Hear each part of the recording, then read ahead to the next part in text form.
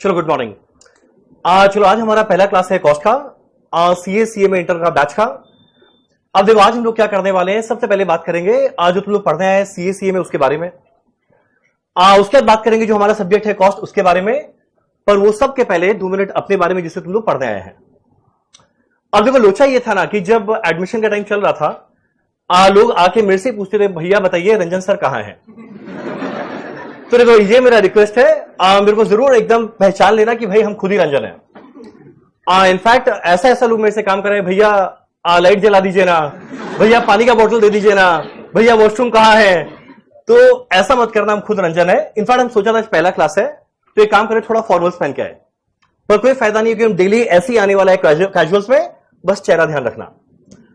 In fact 2 दिन पहले हम नीचे जा रहा था, कोई एक जन मेरे से पूछा भैया रंजन सर, हम बोले ऊपर। बोले ऊपर गए, हम बोले ऊपर नहीं 5 साल लगे। तो भाई आज तक मेरा आइडेंटिटी बहुत लोग पहचाने भी थे, ऐसा नहीं है यूट्यूब में वीडियो देखकर, पर बहुत लोग मेरे से आगे पूछते थे तो हम रंजन। चलो तो मजाक का बात।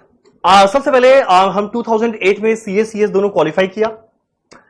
इसके बाद हम पीडब्ल्यूसी में आर्टिकलशिप किया 3 साल।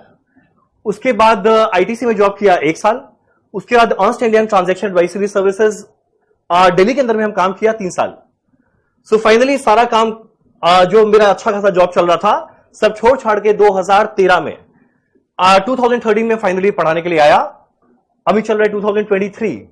सो 10 साल पार हो गया, 11th ईयर रनिंग है और टचवुड बहुत सारे अच्छे लोगों को पढ़ाने का मौका मिला। अभी तक एक्सपीरियंस जबरदस्त था, फैंटास्टिक था और होपफुली आगे भी अच्छा रहेगा। अब देखो आगे अच्छा रहेगा नहीं रहेगा वो डिपेंड करेगा तुम लोग पे, पर हम श्योर आगे का एक्सपीरियंस भी अच्छा रहने वाला है। अब एक छोटा सा बात, एक सेकंड, और तुम लोग को वहां कुछ दिखे नहीं ना, तुम लोग उधर भी आ सकता है, वहां पे स्पेस है, बस तुम लोग को थोड़ा पूरा यहां से घूमते हुए आना पड़ेगा। एक छोटा सा बात। अब देखो हमारे सब्जेक्ट का नाम है कॉस्ट, और एक बार के लिए मजूम करेगा यहां पे कॉस्ट के बारे में किसी को कुछ आइडिया नहीं है। एक मिनट, किसी का कॉस्ट कभी जीवन में पहले पढ़ा हुआ है? पढ़ा हुआ है कहां? 12 में कॉस्ट पढ़ लिया? कॉलेज में? कुछ लोग बोले हम लोग का बीकॉम में ये पढ़ा हुआ है कॉस्ट। तो मेरा पहला क्वेश्चन उठता है बीकॉम में लोग पढ़ते भी हैं या फिर उनको पहली बार पता चला। पर अगर बाई चांस किसी का पहले पढ़ा हुआ है या नहीं पढ़ा हुआ है, एक बार का मजूम करेगा किसी को कॉस्ट के बारे में कुछ नहीं पता। ये मेरा एक बार का असम्पशन रहेगा, कॉस्ट के बारे में कुछ नहीं पता, नया सब्जेक्ट है। पढ़ते पढ़ते कहीं पे भी डाउट है, कहीं पे भी डाउट है, आराम से मेरे से पूछना। देखो मेरे से ना घबराने का कुछ नहीं है, ये बात हम आज बोल तो देता है और 4 दिन बाद हम रियलाइज करता है कि भैया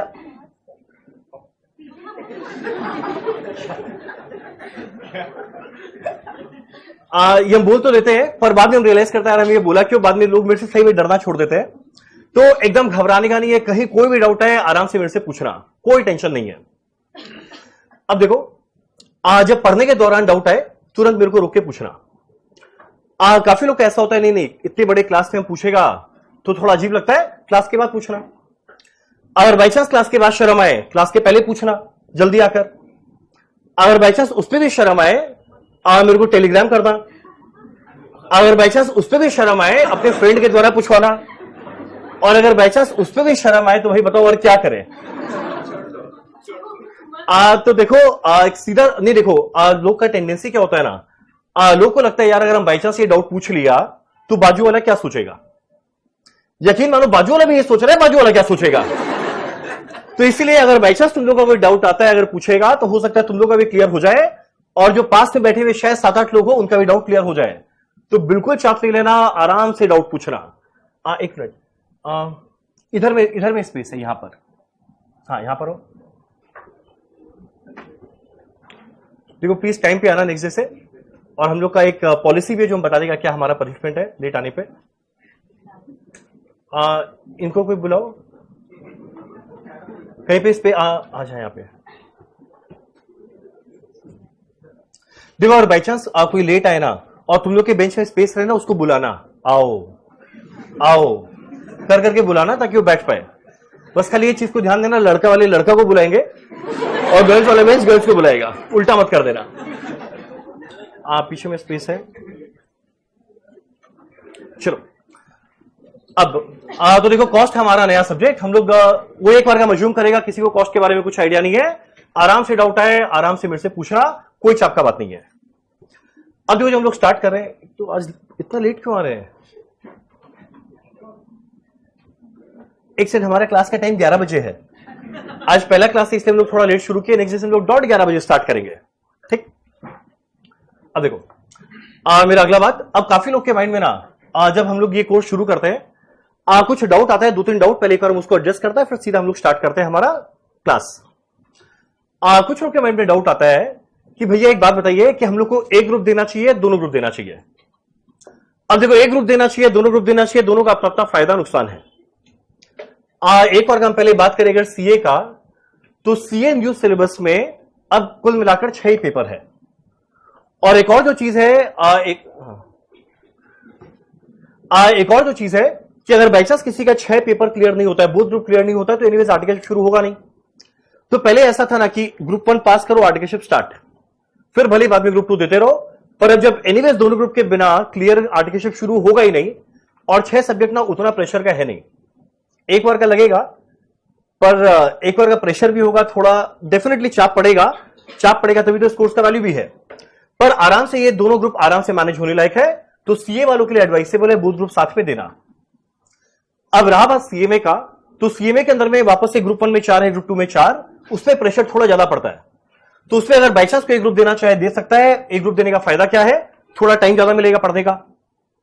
बोथ ग्रुप का फायदा क्या है? एक बेनिफिट मिलेगा सेट ऑफ का। एक से तुम लोग सुना है सेट ऑफ का बेनिफिट? हर एक में पास होने के लिए चाहिए 40%, ग्रुप में क्लियर करने के लिए चाहिए 50%।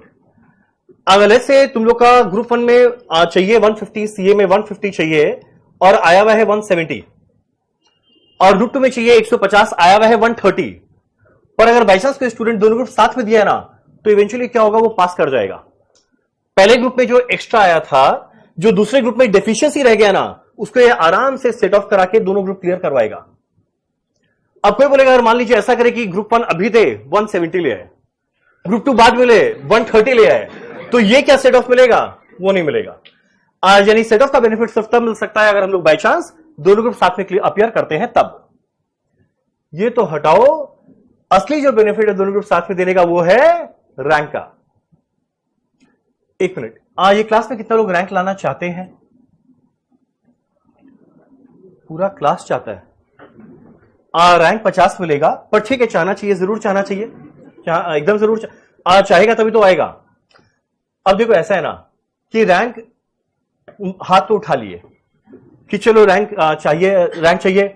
कुछ लोग हम देखा, अच्छा ये बाजू वाले हाथ उठाए, हम भी उठा ही देते हैं, हमको भी चाहिए।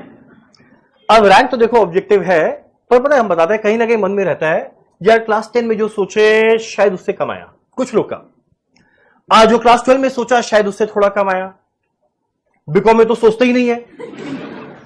फाउंडेशन में जो सोचे उससे थोड़ा कम आया, तो यार अभी तक जो सोचे वो नहीं आया, क्या गारंटी इंटर में आ जाएगा? जो आज तक पास में हुआ, अब आगे इंटर में उसका कोई लेना देना ही नहीं है। रीजन क्या है? इंटर में देखो, इमेजिन करो सारे के सारे सब्जेक्ट का नाम, सारा सब्जेक्ट हम लोग पहली बार पढ़ रहे होंगे। तुम लोग नहीं, हमारा अकाउंट पहले पढ़ा हुआ है, वो अकाउंट्स अलग था, यहां पे सारा अकाउंटिंग स्टैंडर्ड का बात चलेगा, तो जमीन आसमान का फर्क। कॉस्ट पहली बार, एफएम पहली बार, टैक्स पहली बार, ऑडिट पहली बार। जो तुम लोगों ने नहीं हमारा फाउंडेशन में लॉ पढ़ा हुआ है, तो फाउंडेशन का लॉ बहुत ही बच्चा वाला लेवल का था, और यहां पे बड़ा अच्छा एडवांस कंपनी लॉ है। यानी पता है अभी तक, अब जो हम लोग पहुंचे ना इंटर में, अब सबका बेस एक जैसा हो गया। पास्ट में कितना भी अच्छा किया हो या नहीं किया हो, अब यहां पे सब एक बराबर है। अब यहां से जेन्युइनली हम लोग को मेहनत करना है। यहां से अच्छा किए ना मस्त होगा, और यहां से थोड़ा ढील छोड़ दिए ना तो थोड़ा टेंशन होगा। अब एक एग्जांपल देते हैं। मेरे को याद है जब मैं लाइफ में सेकंड टाइम पढ़ा रहा था 2014, उस समय ना सीए फाउंडेशन नहीं सीपीटी हुआ करता था। तो कुछ स्टूडेंट लोग आए, एडमिशन लिए। उसके अंदर में एक स्टूडेंट था सुप्रतीक बोल के, वो आकर बैठा, सुप्रतीक बोस, वो आकर बैठा। वो क्लास जैसे ही पहला क्लास खत्म हुआ, आके मेरे को बोलता है भैया सीए छोड़ रहे हैं। हम बोला भाई हम आज ऐसा क्या कर दिया जो तुम सीए छोड़ रहे हैं? बोला आप कुछ नहीं किए, पर हम बाजू वाले से पूछे भाई तेरा कितना आया सीपीटी में, उस समय 200 मार्क का सीपीटी था। बाजू वाले से पूछे कितना आया, बोला 172। फिर लेफ्ट साइड में पूछे तुम्हारा कितना आया, बोला 176। पीछे वाले से पूछा तेरा कितना आया, बोला 182। आगे वाले से पूछा कितना आया, बोला 193। और हम बाद में उससे पूछा भाई तुम्हारा कितना आया था, बोला 126। हम बोला चलो ठीक है, डर बेचारा डर गया। तो मेरे को ध्यान, उस दिन उसको थोड़ा मोटिवेट किया, बोला भाई ये सबसे कुछ नहीं होता, घबरा मत, पढ़ पढ़ पढ़ पढ़ पढ़। बेचारा पढ़ते गया इस उम्मीद में कि हम बोला हाँ चल पढ़ पढ़ पढ़ पढ़ पढ़। और हम बताते हैं जिस दिन रिजल्ट आया तो वो लड़का जिसका सीपीटी में 126 आया था वो आया ऑल इंडिया रैंक 10, और जो लड़के का 193 आया था सीपीटी में आउट ऑफ 200, अनफॉर्चुनेटली वो सीए इंटर फर्स्ट शॉट में क्लियर नहीं कर पाया। तो बोला आप डरा रहे हैं, क्या कर रहे हैं? हम डरा रहे नहीं, हम तो अच्छा बात कर रहे हैं कि अगर, और ऐसा नहीं है कि अगर कोई फाउंडेशन में अच्छा किया तो उसका खराब होगा, टचवुड हम हमेशा अच्छा किया है। फाउंडेशन में भी मेरा रैंक आया था, इंटर में भी आया, फाइनल में भी आया। तो बोलने का एक मतलब कि अभी ना सब कोई सेम बेस से शुरू करेंगे, बस खाली अभी जी जान लगा के पढ़ना है। तो बोले हाँ चलिए ठीक है, जी जान लगाएंगे, अब आप आगे बढ़िए। अब मेरा अगला बात, अब ये बात हो गया सिंगल ग्रुप रैंक का। तुम लोग एक बात बताओ, तुम लोगों का सारा ट्यूशन शुरू हो गया? सारा ट्यूशन तुम लोगों का कब से स्टार्ट हो जाएगा? आई थिंक कमिंग वीक में तुम लोगों का मैक्सिमम ट्यूशन स्टार्ट हो जाएगा, ठीक? और जब कमिंग वीक में मैक्सिमम ट्यूशन स्टार्ट होगा तो आएगा मजा। सुबह सुबह पहला ट्यूशन कितने बजे है? तुम लोग सुबह सुबह घर से कितने बजे निकलेगा? 5 निकल के क्या करेगा? और शायद कुछ लोग यहां संजीव स्कूल के भी हैं, स्कूल के बराबर है। तो चलो कुछ लोग सुबह 5 बजे निकलेंगे और बाकी लोग शायद 8-9 बजे निकलेगा। 6:30 ठीक है, अपना टाइम चेंज कर लेना। तो 5 बजे, 6 बजे, 7 बजे, पहले 11 से 1, अगला 2 से 4। उसके बाद अगर मान लो किसी का इवनिंग में भी ट्यूशन है 7, तो घर पहुंचेंगे 7-8 बजे रात को। इमेजिन करो, सुबह 6 बजे निकला है, 5 बजे निकला है, रात को पहुंचेगा 8 बजे घर, जाएगा बैग फेंकेगा साइड में, सामने दिखेगा बेड, जो पुकार होगा आजा आजा आजा, और तुम लोग तुरंत जाएगा। अब पीछे से मम्मी का आवाज आएगा, बेटा थक गया होगा, कुछ तो खाना खा ले। ऐसा इज्जत तो कहीं मिला ही नहीं है। तुरंत आएगा, हाथों से खाना खिलाया जाएगा। हाँ, ये दुख हम समझ पाता है पीजी वालों का। दोस्त ही बुलाएगा, भाई आजा खाना खा ले। अब इमेजिन करो, अब एक बार खाना खाया, फिर जैसे तैसे करके हिम्मत जुटा के तुम लोगों ने चलो एक काम करे, आज दिन भर में जो पढ़े है ना, एक बार जरा बुक खोलकर देखे तो सही क्या पढ़े। अब जैसे ही बुक खोलेगा, मान लो पीछे से मम्मी का आवाज आया, बेटा थक गया होगा, आज तो सो जा। बस ये सुनने के लिए तो कान बेकरार था, कोई बोले सो जा।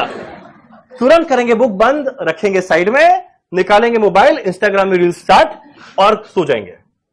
अब देखो, दिन में एवरेज में 3 ट्यूशन करना है, यानी वीक में 21 ट्यूशन, यानी एक महीना में 84 क्लासेस हो गया। अब एक महीना बाद मान लो रियलाइज करते हैं यार हम लोग तो फाउंडेशन क्लियर हुए, एक महीना हो गया, घर जाके सेल्फ स्टडी तो किया ही नहीं था। तो ऐसा नहीं, चाप का बात है। तो जब उस समय से स्टार्ट करेगा ना, तो ये क्या होगा, जो 84 क्लासेस चल गया, जब वो रिवाइज कर रहा होगा तो मीनवाइल 84 क्लासेस और चल गया, यानी पता है एक महीने का ना बैकलॉग थोड़ा थोड़ा क्रिएट हो जाएगा। तो इसीलिए कुछ नहीं करना, सही बता रहे, तुम लोग से ज्यादा टाइम मांगता ही नहीं है। कुछ नहीं करना, बस जब घर जाओ दिन का 1 घंटा, एक नहीं दिन का 2 घंटा, बस खाली उतना सेल्फ स्टडी के लिए देगा। मुंह पे कौन ना करता, नहीं देंगे, वो भी गुस्सा में नहीं देंगे। 1 मिनट, अच्छा ठीक है, 2 घंटा नहीं, 1.5 आवर। मैंने नेगोशिएट नहीं कर रहा है कि 1 घंटा, 1.5 घंटा, 2 घंटा, यानी जो भी है बेस्ट पॉसिबल जितना टाइम दे पाओ देने का ट्राई करना, तो एटलीस्ट हर चीज ना पार में रहेगा, हर चीज पार में रहेगा। तुम लोग चलिए ठीक है, ट्राई करेंगे पढ़ने का। अब देखो चीज ऐसा है ना, जो सिलेबस है वो है, जो एग्जाम है वो डेट फिक्स है। सीए वालों का मई में है, सीएमए वालों का जून में है, डेट आगे कहीं बढ़ना नहीं है। सिलेबस बड़ा है, पढ़ना भी है, और हम लोग को भी इंश्योर करना है, पढ़ाना है। तो मेरे को ध्यान है, जब नया नया पढ़ाना स्टार्ट किया था ना पहला बैच में, हम सोचा लोगों को क्या करें, पढ़वाने के लिए हम बड़ा मोटिवेट करता था। आते थे, हर एक महीना में मोटिवेट करते थे, भाई जी जान लगा दे, खून पसीना बहा दे, बस पढ़ना है। लोग सुना के गया, आप जी जान लगाइए, खून पसीना बहाइए, कमाइए, हम लोग देख लेंगे करना क्या है। हमारा भाई कोई काम नहीं हुआ। फिर अगले टर्म में डिसाइड किया, चलो एक काम करते, थोड़ा डांट फटकार लगाते हैं।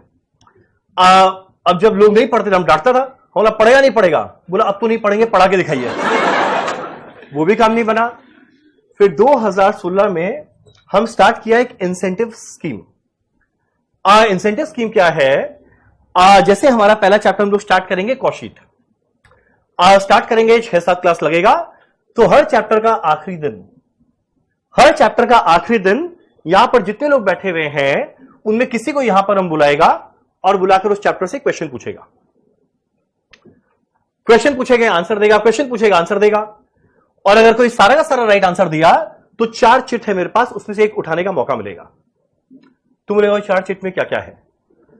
पहले वाले में ₹2000, सेकेंड वाले में ₹1000, थर्ड वाले में ₹500 और फोर्थ वाले में रहेगा ब्लेसिंग्स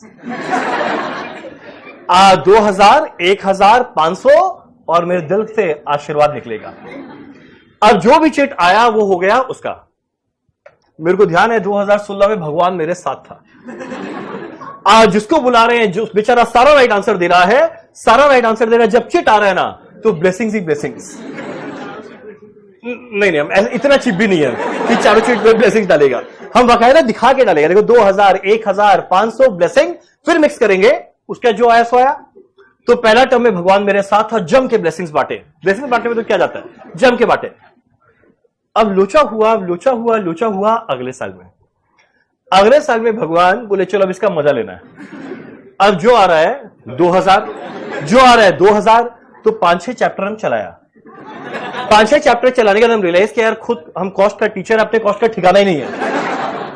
तो इवेंचुअली जाके हम ये स्कीम को बंद कर दिया। पर अब ये न्यू सिलेबस है, सीए में दोनों का न्यू सिलेबस है। तो मेरा सोचा हुआ है कि आखिरी चैप्टर तक हर एक चैप्टर में ये वाला स्कीम चलाए। तुम लोगों को ये वाला स्कीम कैसा लगा? हाँ, बढ़िया लगा। इसके अंदर में एक छोटा सा ट्विस्ट है, यहां पर बुलाएंगे, बिल्कुल बुलाएंगे, क्वेश्चन पूछेंगे, बिल्कुल पूछेंगे। सर ऑनलाइन वालों का क्या? ऑनलाइन वालों को मौका मिलेगा, तुम लोगों को करेगा पेटीएम। इतनी देर ये लोग कुछ नहीं बोला गुड मॉर्निंग, पैसे का बारी है, ऑनलाइन वालों का क्या? कैसा लालची लोग है। अब एक छोटा सा ट्विस्ट है, यहां पर बुलाएंगे, एकदम बुलाएंगे, क्वेश्चन पूछेंगे, बिल्कुल पूछेंगे। जो राइट आंसर दिया वो चिट उठाएगा, जो आया वो उसका, जो राइट आंसर दिया। अगर कोई गलत आंसर दिया चिट उसी से उठवाएंगे। राइट आंसर आने पे मेरे को देना है, और अगर बाई चांस कोई गलत आंसर दे रहा है चिट उसी से उठवाएंगे, ब्लेसिंग्स देकर जाएंगे। उससे ऑब्वियसली ब्लेसिंग्स वाला काउंट नहीं किया जाएगा। एक स्टूडेंट टीचर को ब्लेसिंग्स दे रहा है, अच्छे से पढ़ाइए। अगर बाई चांस कोई गलत आंसर, हाँ गुड मॉर्निंग, अब गुड मॉर्निंग आया है। अगर बाई चांस कोई गलत आंसर आया, जो अमाउंट आया उससे लेंगे। अब बताओ तुम लोगों को ये वाला स्कीम कैसा लगा? मतलब ऐसा लालची लोग नहीं देखा। नहीं, ऐसा नहीं होगा। 1 मिनट, तुम लोग अकाउंट्स पढ़ा हुआ है। हर एसेट के अगेंस्ट पे लायबिलिटी होता है, हर डेबिट के अगेंस्ट पे क्रेडिट होता है। तो मेरे देने के अगेंस्ट पे मेरा लेना नहीं होगा? क्यों नहीं? रीजन क्या, क्यों नहीं होगा? क्योंकि आप बड़े हैं। ये सब फालतूबाजी चलेगा, सब आप बड़े हैं क्या?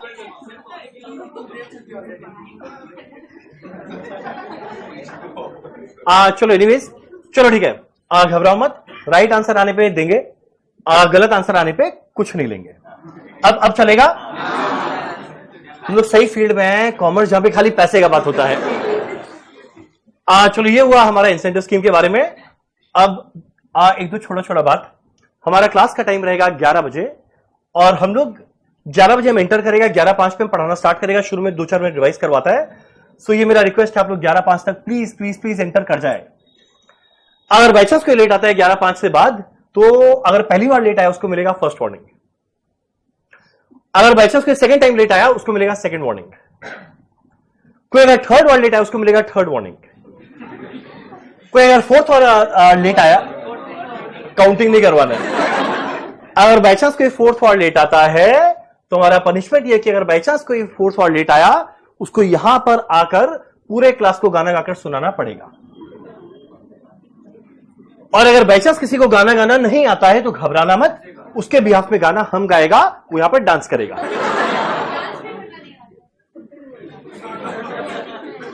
तो घबराना मत, तुमसे फिर हम लोग फाइन ले लेंगे 5,000, जिससे हम लोग पार्टी कर लेंगे पूरा क्लास। तो आइदर गाना या डांस, और इस चीज को बड़ा स्ट्रिक्टली फॉलो करेगा। ठीक, अगर बाई चांस अगर लेट आ रहा है, फोर्थ और लेट आ रहा है, तो इनफैक्ट रास्ते में गाना रिहर्स करते हुए आना। बढ़िया से गाना गाते हुए आना, हो सकता है थोड़ा कमाई हो जाए। लो यार क्या गा रहा है, कोई 1-2 रुपया देके चले जाए। फिर ये मेरा रिक्वेस्ट है, प्लीज कोई लेट मत आना, प्लीज लेट मत आना। कि लेट आने में देखो एक फ्लो टूटता है। और स्टिल अगर बाई चांस कोई लेट आए, जो हम पहले बताया, कोई दिखेगा ना पीछे से आया, तो किसी के पास भी बेंच में जगह रहे ना, बुला लेना। ठीक, अब आओ मत करना चीप लगेगा, आप बस खाली इशारा कर देना, वो अपने आप आएगा। मेरे को ध्यान है जब हम लोग अपना अकाउंट्स पढ़ रहे थे, सीए इंटर में जब हम अकाउंट्स पढ़ रहा था, जो हम लोग अकाउंट्स का पहला क्लास था, हम लोग को सर ये बात बोले, सुदर्शन सर ये बात बोले कि कोई अगर आए ना तो बुला लेना। ठीक है, बस इतना बोल के छोड़ दिया। 5 मिनट बाद गेट खुला, एक लड़की एंटर की, पूरा लड़का लोग का बेंच। तो ऐसा हरकत नहीं, अपने आप को रियलाइज करना तुम लोग कौन है, उसी जेंडर को बुलाना। ठीक, वेरी लेट। नहीं, इसको पता नहीं है लेट आने का रीजन। ट्रेन लेट था, तुम तो लेट था ही नहीं, गलती तो ट्रेन का था। अक्रूअल बेसिस के हिसाब से you can expect only losses भैया। अरे पहला दिन ये लोग में इतना जोश आया हुआ है। चलो डन, ये हुआ। अब एक आखिरी बात, देखो हमारे सिलेबस में जितना भी चैप्टर है, हम लोग क्या करेंगे ना, हर 3 चैप्टर के बाद लेंगे एक टेस्ट। और टेस्ट देना अति आवश्यक है, अनिवार्य है, कंपलसरी है, टेस्ट आपको देना पड़ेगा। आज जो ऑनलाइन कर रहे हैं क्लासेस, आइदर लाइव ऑनलाइन या फिर गूगल ड्राइव में, आइदर तुम लोग टेस्ट वाला दिन यहां पर आकर दो, या फिर टेलीग्राम ग्रुप एक क्रिएट किया जाएगा, उसमें क्वेश्चन पेपर भेजेगा, सोल्यूशन मेरे को भेजना, वो हम चेक करेगा। बहुत बड़े वॉल्यूम में टेस्ट पेपर आता है, तो मेरे को चेक करने में थोड़ा टाइम लगेगा, मेरे को 1 वीक लगता है। जो लोग टेस्ट दिए उनके पास उनका मार्क्स मिल जाएगा, जो लोग टेस्ट नहीं दिए उनके मोबाइल में एक मैसेज जाएगा कि आप लोग टेस्ट नहीं दे पाए, पता नहीं कारण क्या था, पर वो मैसेज तुम लोग के नंबर पे नहीं जाएगा। याद है अब एडमिशन फॉर्म फिलअप किया गया था, 2 नंबर लिया गया था। एक लिया गया था आपका और एक लिया गया था गार्जियन का।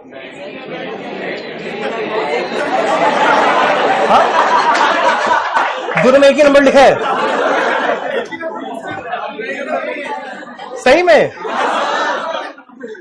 तो मेरा बेसिक पर्पस ही फेल हो गया ना फिर। तुम लोग तो चलो फिर भी ठीक है, पिछले टर्म में एक लड़का मेरा नंबर लिख के आया था गार्जियन में, हम भेजा बोले मेरे पास कैसे आ गया नंबर।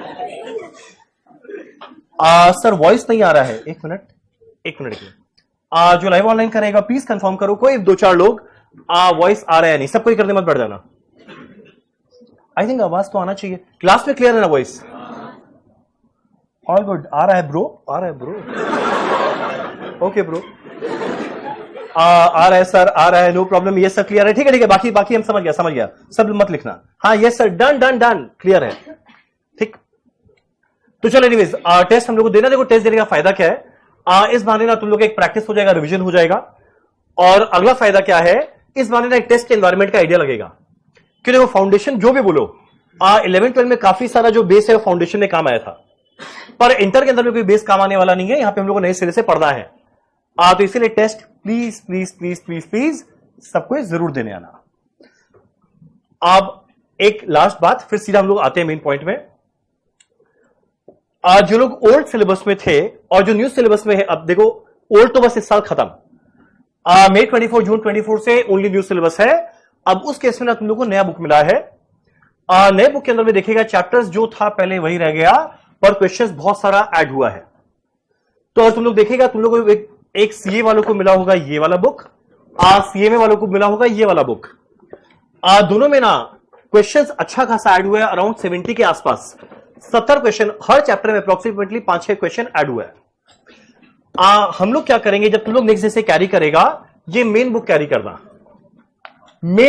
करना, क्वेश्चन उठता है ये जो पतला सा बुक है इसका क्या करना है, ये तुम लोग का प्रैक्टिस बुक है। देखो ये मेन बुक है, ये तुम लोग का प्रैक्टिस बुक रहेगा। इसमें करना क्या है, जैसे ही हमारा एक चैप्टर खत्म होगा, तुम लोगों को प्रैक्टिस बुक में ना देखिएगा क्वेश्चन दिया रहेगा, नीचे आंसर दिया रहेगा, तुम लोगों को खुद को प्रैक्टिस करना है। ये एक तरह का होमवर्क होता है ना, वो करना, आंसर से मैच करना। अब तुम लोग मान लीजिए अगर बाई चांस कोई आंसर गलत हो गया तो घबराना मत, उस नेक्स्ट डे का इंतजार मत करना। तुम लोग देखिए ना, हर पेज के लास्ट में क्यूआर कोड रहेगा, स्कैन करना। जब तुम लोग अपने घर में होमवर्क कर रहा होगा, हम भी अपने घर में जाके होमवर्क कर रहा होगा, तुम लोग अपना जब आंसर निकालेगा, हम भी अपना आंसर निकालेगा और हम क्या करेगा, उसका पीडीएफ बनाकर इसमें डाल देगा। तो संग संग में अपना आंसर मैच करना कर लेना। स्टिल अगर बाई चांस कोई डाउट हुआ, नेक्स्ट डे हम लोग वो क्लियर करेंगे। यानी हम लोग क्लास में करेंगे ये वाला पूरा बुक और ये वाला बुक तुम लोग का रहेगा पूरा होमवर्क, ताकि इस बहाने ना तुम लोग का प्रैक्टिस और रिवीजन साथ साथ चलता रहे। बोलो यहां तक क्लियर है? अरे बोलो ना। देखो मेरे को ना शांत क्लास एकदम पसंद नहीं है, एकदम पसंद नहीं। हम चाहते हैं कि लोग बात करते रहे आपस में, नहीं मेरे से।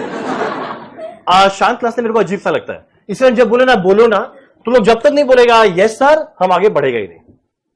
और हम अज्यूम कर रहे हैं इस क्लास के अंदर में एवरेज एज होगा 18 से 19। अगर इतने सारे लोग 18-19 ईयर्स वाले एक साथ में बोले ना यस, बिल्डिंग गूंजना चाहिए। एक बिल्डिंग गिरेगा नहीं, गूंजना चाहिए बस। भैया प्रैक्टिस बुक नहीं मिला, घबराओ मत, सारा बुक मिल जाएगा। एक मिनट बोलो, अभी तक कोई भी डाउट है? अभी तक क्लियर है? अरे बोलो ना। चलो वेरी गुड। अब एक और बात बताते हैं, अब लिखना नहीं है, पहले एक बार बस खाली सुनना। देखो एक और हम बताते हैं सीए का, फिर हम बताते हैं सीएमए का, लिखना नहीं है। मेरा पहला बात, सीए न्यू सिलेबस के अंदर में अब है तुम लोग का 2 ग्रुप, मेरा ग्रुप 1 ग्रुप 2। एक मिनट, हम श्योर है सब्जेक्ट का नाम पता होगा? बोलो सब्जेक्ट का नाम। ग्रुप 1 के अंदर में क्या क्या है? पहला है एडवांस अकाउंट्स, अगला है लॉ, अगला है टैक्स, और हम भैया ग्रुप 2 में पढ़ने वाले आदमी है कॉस्ट, अगला है ऑडिट, अगला है एफएमएसएन। ठीक, न्यू सिलेबस के अंदर में। अब हम बताते हैं एक बात, कुछ लोगों का प्रैक्टिकल बड़ा अच्छा होता है, थ्योरी ठीक ठाक। कुछ लोगों का थ्योरी बड़ा अच्छा होता है, प्रैक्टिकल ठीक ठाक। तो अब सीए हो या सीए में, दोनों के अंदर में पूरा सिलेबस आधा आधा बटा हुआ है। यानी खाली प्रैक्टिकल को लेके आगे बढ़ने से नहीं चलेगा, या खाली थ्योरी को लेके आगे लेके बढ़ने से नहीं चलेगा। शुरू से ना दोनों का बैलेंस रखना। अब देखो ना, ये जैसे पूरा प्रैक्टिकल, ये पूरा थ्योरी। टैक्स में डीटी वाला पोर्शन प्रैक्टिकल है, इनडायरेक्ट टैक्स थ्योरी है। ये प्रैक्टिकल है, ये थ्योरी है। एफएम प्रैक्टिकल है, एसएम थ्योरी। तो देखो 1 2, इसका half half, 300 number practical, 300 mark क्या है थ्योरी। यानी शुरू से ना दोनों का बैलेंस बनाकर चलना, ताकि ऐसा नहीं पहले प्रैक्टिकल कर लिए सारा थ्योरी एक साथ, या पहले थ्योरी कर लिए सारा प्रैक्टिकल बाद में। शुरू से बैलेंस बनाकर चलना। हे भगवान, इतना लेट कहां है? आइए आप आगे आइए, कोई बुलाओ।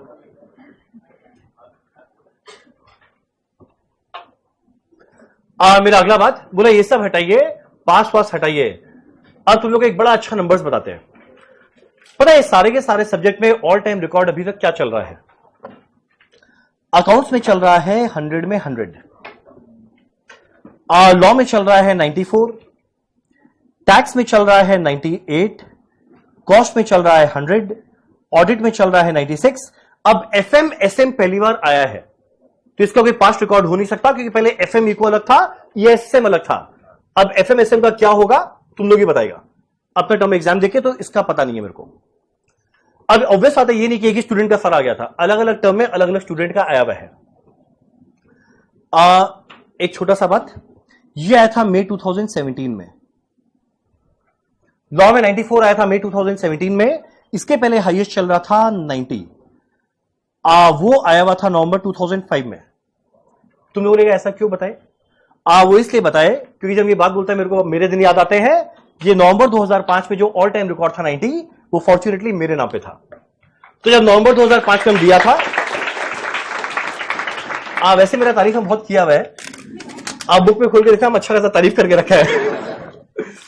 तो एनीवेज, नवंबर 2005 में 90 आया था मेरे को एक्चुअली मिला था 89। हम सैड हो गए, बोला 89, हम बोला नहीं, हम रीचेक में देंगे।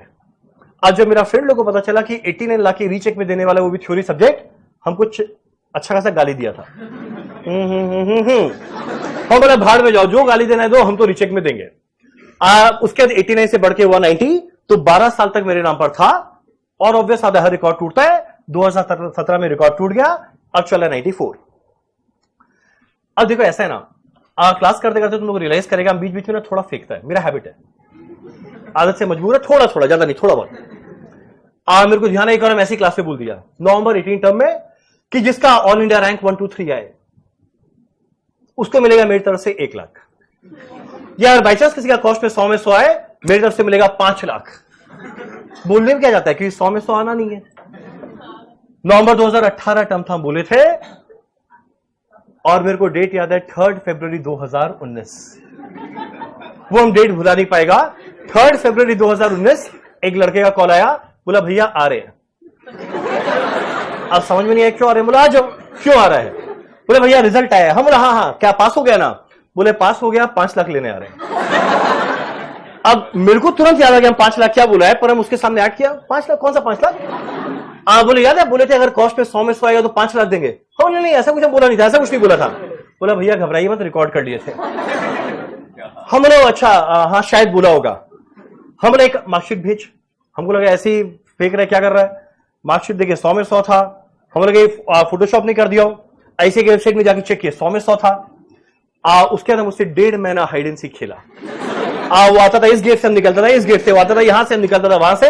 इवेंचुअली जाके मेरे को एक दिन मिला और हम बाद में सेटलमेंट किया 1 लाख में, और उसके बाद से हम ये ऑफर वैल्यू को 5 लाख की जगह कर दिया 1 लाख। ये वापस से ऑफर तुम लोग के लिए।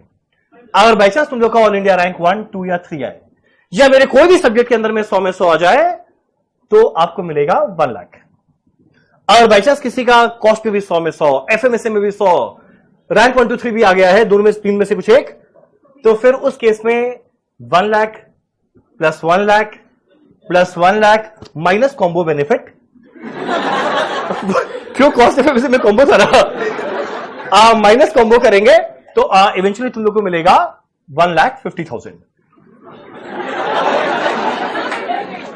क्यों, मतलब उस समय एक ऑफर भी चलाना ना, इंडिपेंडेंस ऑफर जैसे चला था। तो अगर बाई चांस किसी का आता है 100 में 100, और हमको पता नहीं है हम अपना सौभाग्य बोले या क्या बोले, पिछले साल मेरे को ऐसा मौका 3 बार मिला था 1 लाख देने का। जब ये बात बोले, एक जन आ गया ऑल इंडिया रैंक 1 सीएमए में, एक जन आ गया ऑल इंडिया रैंक 2, एक जन का आ गया 100 में 100, तो बिल्कुल दुख नहीं, हम एकदम मुस्कुराते हुए, एटलीस्ट चेहरे में मुस्कान था, अंदर में कुछ भी रहना रहे, आप मुस्कुराते हुए चेक पकड़ाए 1 लाख 1 लाख 1 लाख का। तो ये ऑफर वापस तुम लोग के लिए है, कुछ भी आए 1 लाख छोड़ो, इन्फ्लेशन महंगाई बढ़ रहा है 1 लाख हटाओ, वैल्यू चेंज नहीं 1 लाख ठीक है, ज्यादा जोश में नहीं, 1 लाख ठीक है। तो ये तुम लोग के लिए रहेगा ऑफर। रिकॉर्डिंग हो रहा है, अब हम दे देगा क्या, नहीं डेप्रिशिएट नहीं होगा, नहीं सेटलमेंट नहीं, अब ये वाला बात पक्का है, पक्का। तो देखो ये बात हम लोग की सीए का। अब 1 मिनट, सीएमए के अंदर में अगर देखेगा तो वापस से वहां पे ग्रुप 1 में 4 पेपर आता है। एक हमारा आता है अकाउंट्स, एक आता है लॉ, कॉस्ट एंड टैक्स, यहां पर आता है ओएमएसएम, यहां पर आता है कॉर्पोरेट अकाउंट्स एंड ऑडिट, अगला आता है एफएमडीए एंड मैनेजमेंट अकाउंटिंग। वापस से प्रैक्टिकल, आधा प्रैक्टिकल आधा थ्योरी, आधा प्रैक्टिकल थ्योरी, आधा practical theory, practical theory. So eventually यहां पे भी रियलाइज करेगा ना 1 2 3, तो अराउंड 350 मार्क्स के आसपास रहेगा थ्योरी, बाकी रहेगा प्रैक्टिकल। तुम लोग इससे बताइए ऑल टाइम हाईएस्ट क्या है, अभी नहीं पता, कि अभी जस्ट एग्जाम खत्म हुआ है पहला। न्यू सिलेबस का जब उसका रिजल्ट आएगा तो बहुत जल्द अपडेट करेगा 2 महीना बाद। तो ये था हमारा बेसिक बात। स्टार्ट करते हैं आज का क्लास। 1 मिनट, हमारे सब्जेक्ट का नाम क्या? एक बार के लिए हम इसको प्यार से कॉस्ट ही बुलाएंगे। हमारे सब्जेक्ट का नाम है कॉस्ट। हम बताते हैं हम लोग को पढ़ने का स्टाइल क्या रहेगा। जब हम पढ़ाएगा ना, मेरा हैबिट है, हम जनरली इसका पहले प्रैक्टिकल एग्जांपल देगा, कोई रियल लाइफ एग्जांपल, ताकि वो रिलेट हो पाए। जब एग्जांपल दे रहा हूं उस समय खाली सुनना, लिखने विखने का कुछ नहीं है। एक बार मेरा समझाना हुआ, फिर हम हर चीज लिखवाएगा। फिर क्लास के लास्ट में एक बार उसको रिवाइज करवाएगा। नेक्स्ट डे क्लास का शुरुआत में हम पहले उसको रिवाइज करवाएगा, फिर आगे इस तरीके से पढ़ते रहेंगे। बस खाली घर जाके तुम लोग को इस सब्जेक्ट में मैक्सिमम दिन का 20 मिनट देना है। 20 मिनट मात्र मांग रहे हैं। आप बता दीजिए, देंगे ना 20? हाँ, इनको पता है, देखिए वो वाला फील आता है जैसे हमारी बंगाल में दीदी है ना, मतलब अच्छा वाला फील था ये। मैं हर चीज में लड़ते बैठे आमिद है बोला।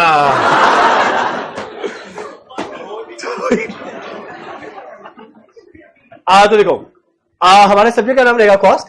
आज हम लोग करेंगे क्या, पहले हम पहले समझाएगा, बाद में लिखवाएगा, बाद में रिवाइज करवाएगा, नेक्स्ट डे वापस से पहले रिवाइज करवाएगा, फिर आगे बढ़ेगा। घर जाके तुम लोग को मेरे को 20 मिनट डिवोट करना है। अब एक काम करें, हम लोग स्टार्ट करते हैं। आज खाली बेसिक बात करेंगे। पहले बताओ, सब्जेक्ट का नाम है कॉस्ट। कॉस्ट पढ़ने का कारण क्या? जो मन चाहे बोलना, हम बोलेगा वेरी गुड। जो मन चाहे बोल के देख लो, बोलेगा वेरी गुड। बताओ कॉस्ट पढ़ने का कारण क्या? कॉस्ट क्यों पढ़ते हैं? पास करने के लिए। Very good. मैंने ये एकमात्र उद्देश्य बस पास हो जाना है। और बताओ कॉस्ट पढ़ने का कारण क्या है?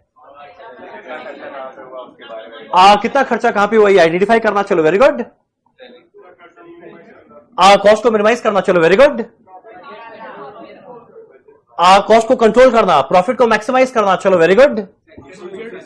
क्या यूज करना? कौन सा सेक्टर में आगे जाना है उसको डिसाइड करना, चलो वेरी गुड। बजट के एलोकेशन करना, चलो वेरी गुड। चलो 100 लाख 1 लाख रुपए जीत रहेगा, वेरी वेरी गुड। एक से यहां पे भी आ रहा है profit maximisation and proper utilisation of money. ये जो है ना, ये फाइनेंशियल मैनेजमेंट का ऑब्जेक्टिव है, यूटिलाइजेशन ऑफ मनी। प्रोडक्ट का प्राइस डिटरमाइन करना, चलो वेरी गुड। सीए बनने के लिए क्या बात है।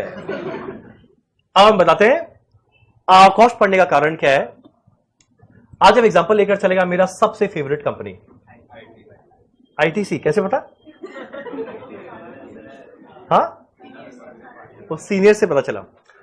मेरा सबसे फेवरेट कंपनी आईटीसी, और जो भी तुम लोगों का सेशन चलेगा उसमें मैक्सिमम एग्जांपल जो हम देगा, मेरा पहला प्यार नहीं, जो मेरे को बहुत पसंद है कंपनी आईटीसी, उसके बारे में मैक्सिमम एग्जांपल हम देगा। आज हम लोग बात करेंगे आईटीसी। आईटीसी बहुत प्रोडक्ट बनाता है। वैसे बताओ आईटीसी क्या क्या चीज में डील करता है? पहला नाम सिगरेट आया, आईटीसी होटल नहीं आया भाई, जो क्लासमेट कॉपी यूज किया वो नहीं आया। पहला है सिगरेट, चलो ठीक है वो भी है। और बोलो क्या क्या डिवीजन है उसका? स्टेशनरी जो क्लासमेट कॉपी है वो है आईटीसी का। और बोलो क्या? एफएमसीजी जो फियामा डिवल्स है, ये हो गया आईटीसी का। और बोलो क्या? कौन सा? अच्छा हाँ करेक्ट, फबेल आई थिंक आईटीसी का है। इसके अलावा सनफीस्ट आईटीसी का है, आशीर्वाद आईटीसी का है। और बोलो क्या? होटल आईटीसी का है। क्या? अगरबत्ती। ऐसा धार्मिक लड़का कौन है भाई?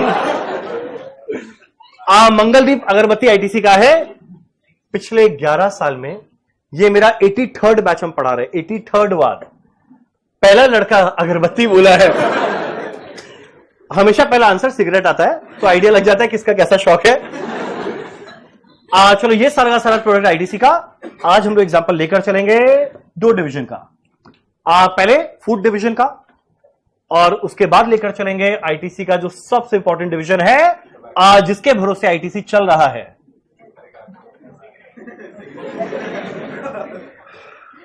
सिगरेट वाले को गलत मैं सोच रहा हूं, वैसे ही बस ऐड करके दिखा रहा हूं, मेरा ये सबसे दूर दूर लेना देना नहीं है। ठीक, अब एक काम करो, एक बार 2 मिनट के लिए ना अज्यूम करो, तुम लोग आईटीसी के फूड डिवीजन का टॉप मैनेजमेंट में बैठा हुआ है, बोर्ड ऑफ डायरेक्टर है। आईटीसी फूड डिवीजन का टॉप मैनेजमेंट में तुम लोग बैठा हुआ है, 2 मिनट के लिए अज्यूम करो, बहुत अच्छा फील होगा। 2 मिनट के लिए सही पर होगा। ठीक, अब तुम लोग क्यों ना एक हम फाइनेंशियल अकाउंट्स का पीएल बनाएगा, और बनाने के बाद ना तुम लोग से हम 1-2 क्वेश्चन पूछेगा। आप लोग डायरेक्टर हैं, हम आपके सेवक हैं, अकाउंटेंट, हम एक पीएल बनाकर दिखाएंगे और तुम लोग से हम 1-2 क्वेश्चन पूछेगा। जहां तक वो पीएल को देखकर तुम लोगों को क्वेश्चन का आंसर नहीं दे पाएगा। वो क्वेश्चन का आंसर क्या देखकर दे पाएगा? फाइनेंशियल अकाउंट्स का पीएल नहीं, कॉस्ट अकाउंट्स का पीएल को देखकर। जब ये समझ में आ जाए कि भाई वो कौन कौन सा ऐसा सवाल है जिसका जवाब फाइनेंशियल अकाउंट्स नहीं कॉस्ट अकाउंट्स देता है, अपने समझ में आ जाएगा कॉस्ट पढ़ने का कारण क्या है। समझन क्या बोला? अरे बोलो ना, पता नहीं इतनी बार बोलते ना, अरे बोलो ना, अरे बोलो ना, अरे बोलो ना। पिछले टर्म में एक लड़का स्केच बनाया, उसमें लिख के आया अरे बोलो ना। तो वे काम करते हैं, कुछ नोट नहीं करना, बस खाली सुनना। एक छोटा सा पीएल अकाउंट बनाते हैं, आप लोग हैं हमारे कंपनी के कर्ता धर्ता, टॉप मैनेजमेंट। कुछ लिखा नहीं, तुम लोग बताना मेरा हैंडराइटिंग कैसा लगा, ठीक है?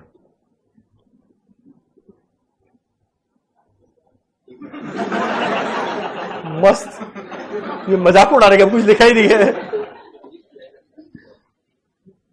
ये हम बना रहे हैं आईटीसी के फूड डिवीजन का पीएल, और रियल लाइफ में ट्रेडिंग पीएल एक साथ बनता है, तो ट्रेडिंग पीएल अलग अलग नहीं एक साथ बनता है।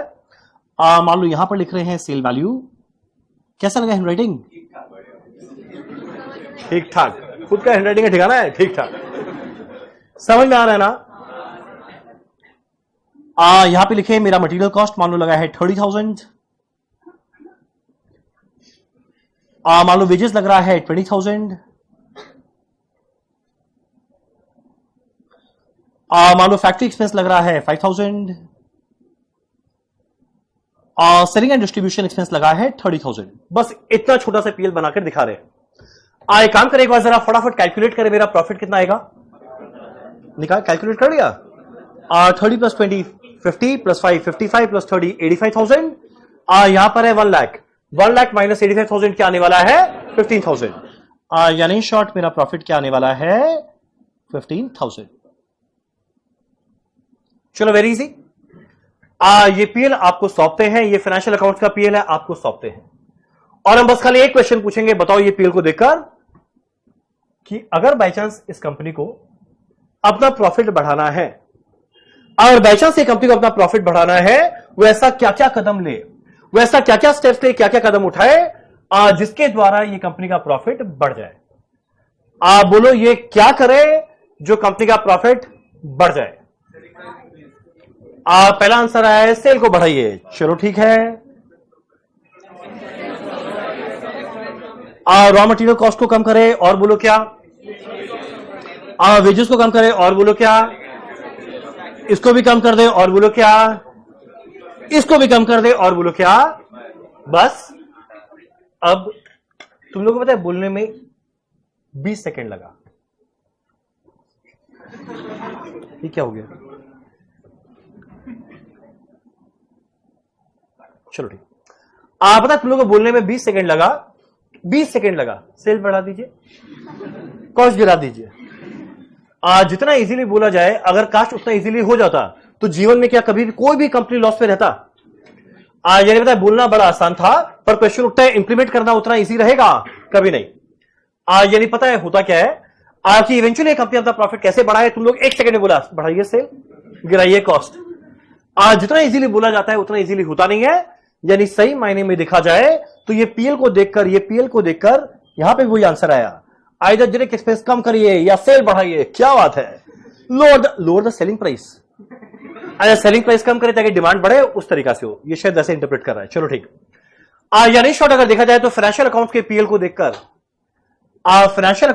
को देखकर एक टॉप मैनेजमेंट जीवन में कोई भी डिसीजन नहीं ले सकता। तुम लोग फिर ये बनाते क्यों हैं? तुम लोग के लिए, तुम्हारे लिए, तुम लोग सबके लिए।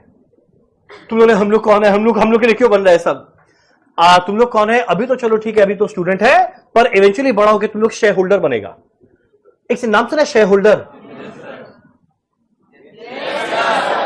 यानी इवेंचुअली जो फाइनेंशियल अकाउंट्स का पीएल है किसके लिए बनता है? शेयर होल्डर के लिए, जो खाली साल के एंड में दिखेगा भाई मेरा कंपनी कितना प्रॉफिट कमाया, और यकीन मानो उससे उसको फर्क भी नहीं पड़ेगा कि जब भी इन्वेस्ट करता है वो खाली करता है सुने बातों पे, एनालिसिस करता कौन है? यानी फाइनेंशियल अकाउंट्स का पीएल बनता है खाली शेयर होल्डर के लिए, जिसके बेसिस पे टॉप मैनेजमेंट डिसीजन नहीं ले सकता। टॉप मैनेजमेंट डिसीजन किस बेसिस पे लेने वाला है? कॉस्ट अकाउंट्स के पीएल पे। अब इसको हम कन्वर्ट करते हैं कॉस्ट में, गारंटीड है तुम लोग सारा राइट आंसर अपने आप देगा। अब हम एक काम करते हैं, इसको कन्वर्ट कर रहे हैं कॉस्ट में। ये फूड डिवीजन था, मान लो फूड डिवीजन में बनता है 3 प्रोडक्ट, एक आशीर्वाद आटा, अगला बनता है सनफीस्ट, तीसरा बनता है बिंगो। नाम सुना है बिंगो? एक पैथेटिक सा चिप्स है, नाम सुना है? बिंगो अच्छा है। अच्छा हाँ, एक सेकेंड, तुम लोग जैसे 11 बजे आएगा, तुम लोग इस बीच में खा पाएगा ना? मतलब ब्रेकफास्ट और करके आ पाएगा ना? आज तुम लोग सब खा पी के आए हुए हैं ना? कितने लोग आज नहीं खाए हुए हैं? कुछ नहीं खाई है मैं 7 बजे से, नेक्स्ट डे से प्लीज खा के आना। ठीक, अगर बोलेगा तो ऐसा कोई बात नहीं, हम यहाँ पे कैंटीन बोले हम स्टार्ट करवा दें। कैंटीन, लंगर नहीं बोले हैं, फ्री में। या फिर यहाँ पे हम नेक्स्ट डे तुम लोग के लिए कुछ अरेंजमेंट करता है, घबराना मत। चलो एक काम करें, सबसे बेस्ट लाइफ पता है किसका? लाइव ऑनलाइन, आराम से लेटा हुआ होगा, बीच में चाय पी रहा होगा, मैगी खा रहा होगा, एक दो बार सुन लिया। मान लो मेरा ये फूड डिवीजन में बनता है 3 प्रोडक्ट, एक बनता है आशीर्वाद, एक बनता है सनफीस्ट, तीसरा बनता है बिंगो। एक काम करिए, तीनों को थोड़ा इधर कर देते हैं, यहां लिखते हैं चचा। ठीक, देखो कुल मिला के मेरा सेल वैल्यू है 1 लाख। अब ये जो सेल वैल्यू 1 लाख था, ये तीनों मिलाकर आया होगा। मान लो एग्जांपल दे रहे हैं, ये 40,000 है, ये 30,000, ये 30,000। ठीक, माइनस करना है मेरे को चारों कॉस्ट, मेरे को प्रॉफिट मिलेगा। मेरा मटेरियल कॉस्ट है 30,000, मेरा मटेरियल कॉस्ट है 30,000। मान लो कितना कितना है, 12,000, 9,000, 9,000। तुम लोग ऐड करते देखते चलना, 30 लिख रहा है, मतलब कैलकुलेशन सही है ना? वैसे आज सुबह सुबह का टाइम हम ठीक ही चल रहा है। मेरा वेजेस 20,000। जनरली मेरा लोचा होता है संडे, कि सैटरडे नाइट थोड़ा, संडे सुबह सुबह थोड़ा उसमें रहता है।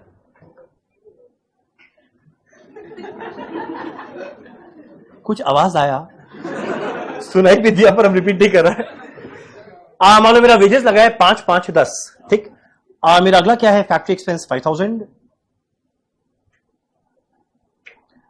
मेरा फैक्ट्री एक्सपेंस है 5,000, ये मान लो आया 1,000, 2,000, 2,000।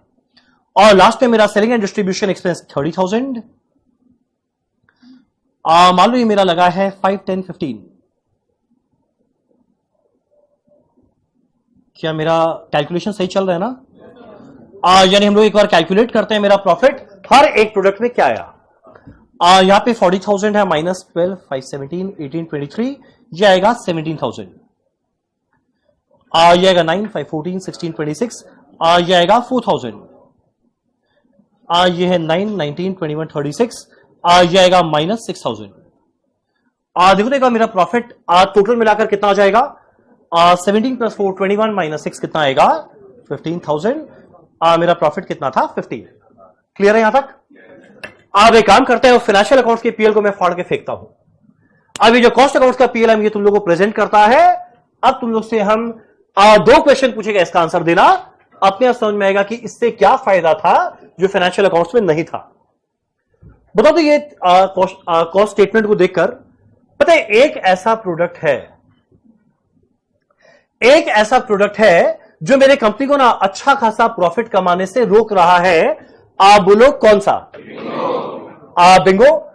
यानी ये जब जैसे हम लोग कॉस्ट शीट बनाए जो हमेशा बनता है प्रोडक्ट वाइज, जैसे हम लोग कॉस्ट शीट बनाए जो हमेशा बनता है प्रोडक्ट वाइज, मेरे को पहला चीज समझ में आया, यार एक ऐसा प्रोडक्ट है जो मेरे कंपनी को ना प्रॉफिट कमाने से रोक रहा है। यानी ऐसे प्रोडक्ट में ना मेरा टॉप मैनेजमेंट डिसाइड करेगा क्या ऐसे प्रोडक्ट को कंटिन्यू करे, या फिर डिसकंटिन्यू करे। पता है ये वो डिसाइड करेगा। अब मान लो बिंगो का पहला साल है, तो पहला साल तो लॉस होना नॉर्मल है। मान लो सेकेंड ईयर है, चलेगा, लॉस होगा। पर वही मान लो लगातार हर साल 10-15 साल से लॉस पे लॉस हो रहा है, तो माइट भी वो इस प्रोडक्ट को क्या करना चाहेगा? डिसकंटिन्यू। ये नहीं पता है, फाइनेंशियल अकाउंट्स की पीएल को देख के ये नहीं समझ में आया था, पर जैसे ही कॉस्ट अकाउंट्स का पीएल बना देखकर समझ में आया कि भाई कौन से प्रोडक्ट में कितना प्रॉफिट या लॉस है।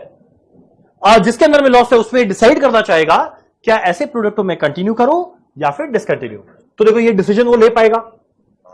मेरा अगला क्वेश्चन उठता है, अब ये दोनों ही प्रॉफिटेबल है, पर बताइए दोनों ही प्रॉफिटेबल है, पर इन दोनों में एक प्रोडक्ट ज्यादा प्रॉफिटेबल है। आप बोलो कौन सा? यानी अगर गिवन एन ऑप्शन, अगर एक कंपनी एक प्रोडक्ट के सेल को ज्यादा बढ़ाना चाहेगा ना, पता है हमेशा किसका ज्यादा बढ़ाना चाहेगा? आशीर्वाद का। रीजन क्या है? इसका प्रॉफिटेबिलिटी ज्यादा अच्छा है। तो देखो किसको कंटिन्यू करे या डिसकंटिन्यू, किसके प्रोडक्ट को सेल ज्यादा किया जाए, ये सारा डिसीजन वो तब ले पा रहा है ना जब उसके पास कॉस्ट वाला पीएल आया है। एक मिनट, तुम लोग का 11, 12 नहीं, या शायद पता नहीं, 11-12 फाउंडेशन में एक रेशियो सुना हुआ है क्या? GP ratio. एक सेकंड, जीपी जीपी रेशियो का फॉर्मूला किसी को पता है? Dash by dash into dash.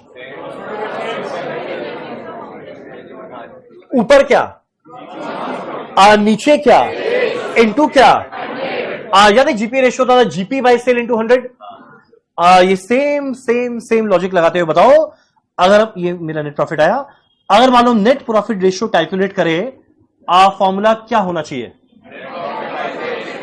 Net profit divided by sale into 100। अच्छा, इंटू 100 क्यों करते हैं? परसेंटेज बनाने के लिए। एक काम करें, नेट प्रॉफिट है 17,000, डिवाइड करते हैं, सेल वैल्यू है 40,000। क्या क्या क्या? ये आएगा 42.5%। जरा एक बार दूसरा लेगा कैलकुलेट करें, नेट प्रॉफिट है 4,000, डिवाइडेड बाय सेल वैल्यू है 30,000। 4,000 बाय 30,000 इंटू 100, ये आएगा 13.33%। और ये तो बेचारा लॉस में है, क्या निकलना, छोड़ो। अब एक काम करें, एक लाइन बोलता है, बोलते बोलते चुप हो जाएगा, ये मत सोचना भूल गए, कंप्लीट करना। मैं बोल रहा मैं बोल रहा हूं। पता है इसमें नेट प्रॉफिट रेशियो है 42.5%। ये क्या चीज को इंडिकेट करता है कि अगर बाई चांस मेरा कंपनी अपने आशीर्वाद की सेल को 100 रुपया बढ़ाएगा, अगर बाई चांस मेरा कंपनी आशीर्वाद की सेल को 100 रुपया बढ़ाएगा, तो 100 रुपया बढ़ाने की वजह से पता है इसका प्रॉफिट कितना रुपया बढ़ जाएगा? 42.5। यानी अगर सेल बढ़ेगा 100 रुपया, तो इसकी वजह से प्रॉफिट कितना बढ़ेगा? 42.5। अब अगला लाइन कंप्लीट करना। वही अगर बाई चांस मेरा कंपनी सनफीस्ट के सेल को 100 रुपया बढ़ाए, अगर सनफीस्ट के सेल को 100 रुपया बढ़ाए, तो 100 रुपया बढ़ाने की वजह से मेरा प्रॉफिट कितना रुपया बढ़ेगा? 13.33। तो भाई अगर सेल 100 रुपया बढ़ाना ही है, तो क्यों ना आशीर्वाद का बढ़ाए, ताकि प्रॉफिट तो 42.5 बढ़ेगा, वहां बढ़ेगा खाली 13.33। तो ध्यान देना, ये सारा डिसीजन इसको देखकर नहीं लिया जा रहा था, ये सारा डिसीजन लिया जा रहा है इसको देखकर। यही कारण है कि हम लोग क्यों पढ़ते हैं कॉस्ट। क्लियर है?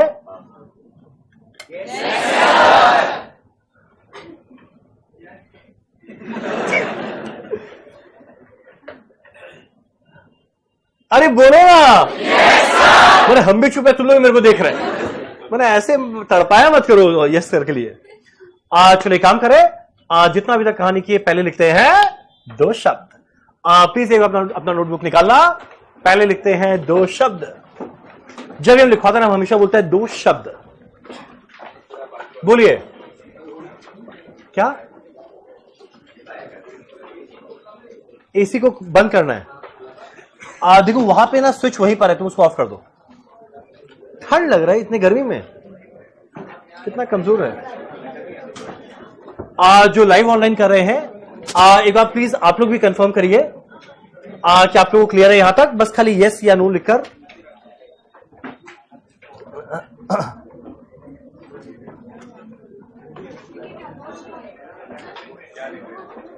हाँ हम लिखवा रहे हैं। यस सर क्लियर है। क्या बात है विधि जी, क्या बात है अर्चना जी, ऋषिका जी, उज्जवल जी, गौतम जी, अपरजिता, सब हाँ सबको एक साथ। हाँ यस सब। अब डन, छोड़ दो क्लियर है। चलो हाँ क्लियर है। चलो काम करना, पहला लिखना सबसे पहले कॉस्ट अकाउंटिंग का डेफिनेशन।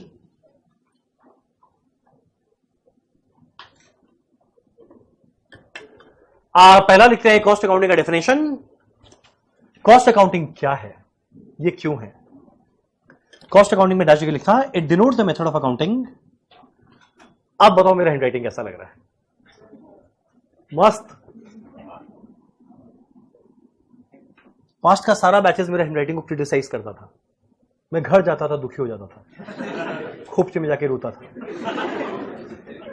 अच्छा खोपचा वर्ड क्या है? ये मेरे एक वर्ड है खोपचा, इसमें कुछ गलत सेंस में मत लेना। It denotes the method of accounting. It denotes the method of accounting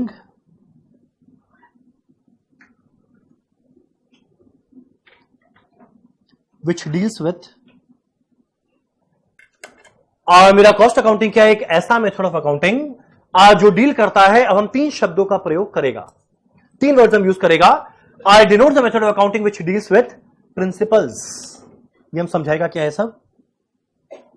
principles comma methods and techniques. मेरा कॉस्ट अकाउंटिंग क्या है? एक ऐसा मेथड ऑफ अकाउंटिंग जो डील करता है 3 वर्ड से। पहला है प्रिंसिपल। जैसे एक एग्जांपल दे प्रिंसिपल का, तुम लोग का फाउंडेशन में पढ़ा हुआ है। एक प्रिंसिपल है कि इन्वेंट्री को वैल्यू करते हैं एट डैश और dash whichever is dash, cost और NRV whichever is lower. ये एक प्रिंसिपल है। वैसे कॉस्ट में बहुत सारा प्रिंसिपल्स है। मेरा अगला है मेथड। इनफैक्ट जो भी हमारे इंडेक्स में ना, वो सारे के सारे मेथड का नाम है। देखो कितना सारा मेथड है। ऑपरेटिंग कॉस्टिंग है, अगला मेरा प्रोसेस कॉस्टिंग है, जॉब एंड बैच कॉस्टिंग है, सब मेथड ऑफ कॉस्टिंग है, ये कि करके जानेंगे। और अगला है मेरा टेक्निक, किस तरीका से कॉस्ट कैलकुलेट करना है, ये सब एक एक करके हम लोग डिटेल में जानेंगे। आज यानी मेरा पहला बात, ये एक ऐसा मेथड ऑफ अकाउंटिंग है जो डील करता है, 1 मिनट, 3 वर्ड से। पहला मेथड्स एंड टेक्निक। बोला ये कॉस्ट अकाउंटिंग को यूज कौन करेगा? शेयर होल्डर करेगा या टॉप मैनेजमेंट? Use by. और ये क्यों यूज करेगा? डिसीजन लेने के लिए। यहां लिखते हैं use by top management for decision making. Used by top management for decision making.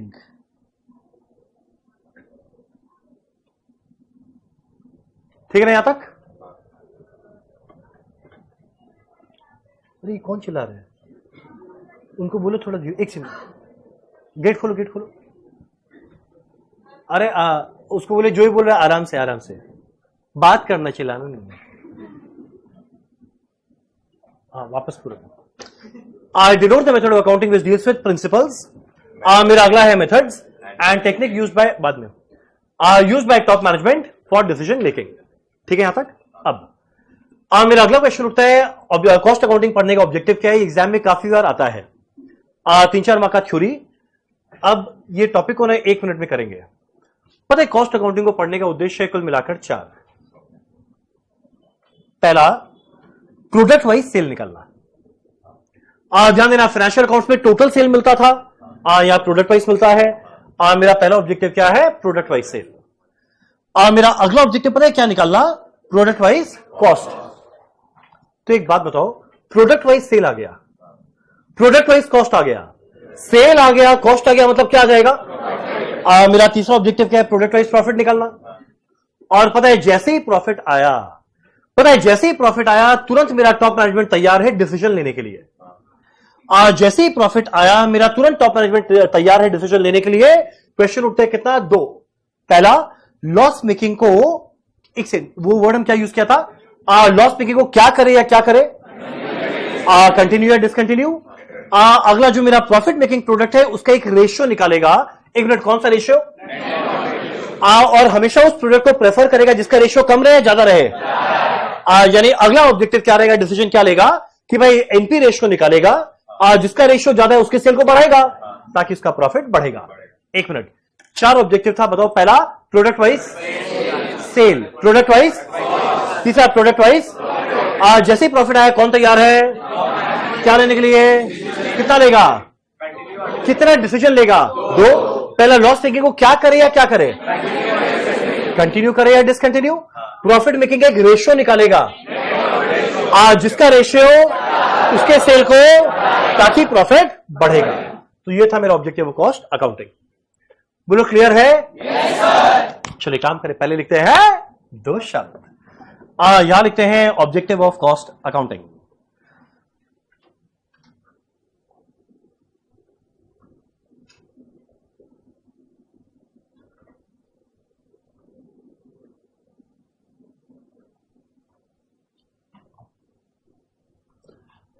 मेरा अगला लिखते हैं ऑब्जेक्टिव ऑफ कॉस्ट अकाउंटिंग। मेरा पहला उद्देश्य क्या है? प्रोडक्ट वाइज सेल निकालना। तो भाई पहला लिखते हैं ascertainment of product wise cell.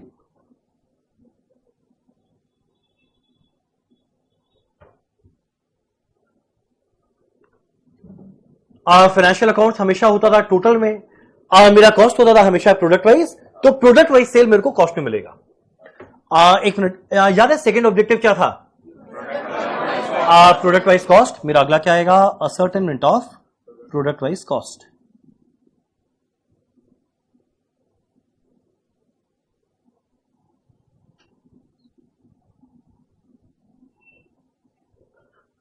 पहला है सेल, अगला है कॉस्ट।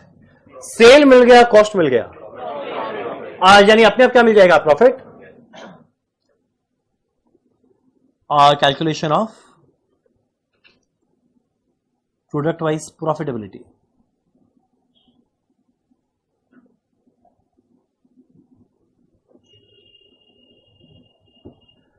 मेरा तीसरा है calculation of product wise profitability.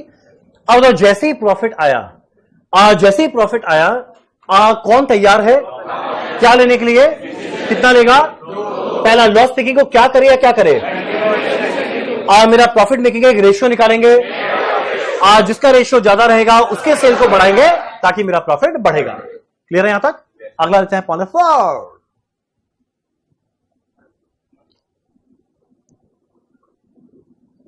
Point 4, assess the top management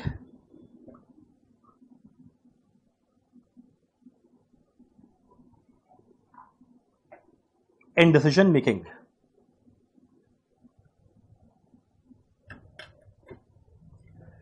ये मेरा क्या करने वाला है? टॉप मैनेजमेंट को असिस्ट करेगा यानी हेल्प करेगा डिसीजन लेने में।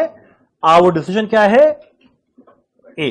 तुम लोग समझा? मतलब पॉइंट नंबर 4 मेन हेडिंग है, क्या डिसीजन लेगा वो? A B. ठीक। मेरा पहला डिसीजन है इवैल्यूएट करना है कि लॉस मेकिंग को चलाए या ना चलाए। इवैल्यूएट। तुम लोग क्लास में गर्मी नहीं लग रहा है? नहीं लग रहा है? वहां पे एसी बंद हो रहा है और हमें टप टप टप बरसा पानी जो जी रहा है। इवैल्यूएट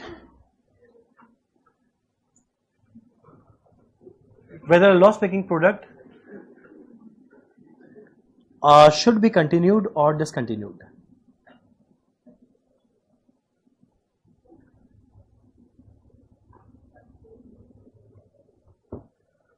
मेरा पहला डिसीजन है इवैल्यूएट करेगा जो मेरा लॉस मेकिंग प्रोडक्ट आया, क्या उसे मैं आगे बढ़ाऊं या उसको यहां पर खत्म कर दूं।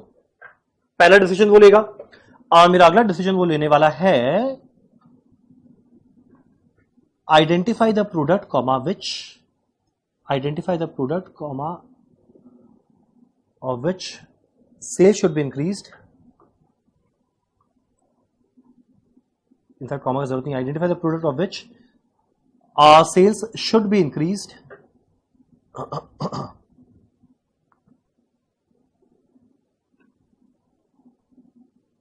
to increase the overall profitability।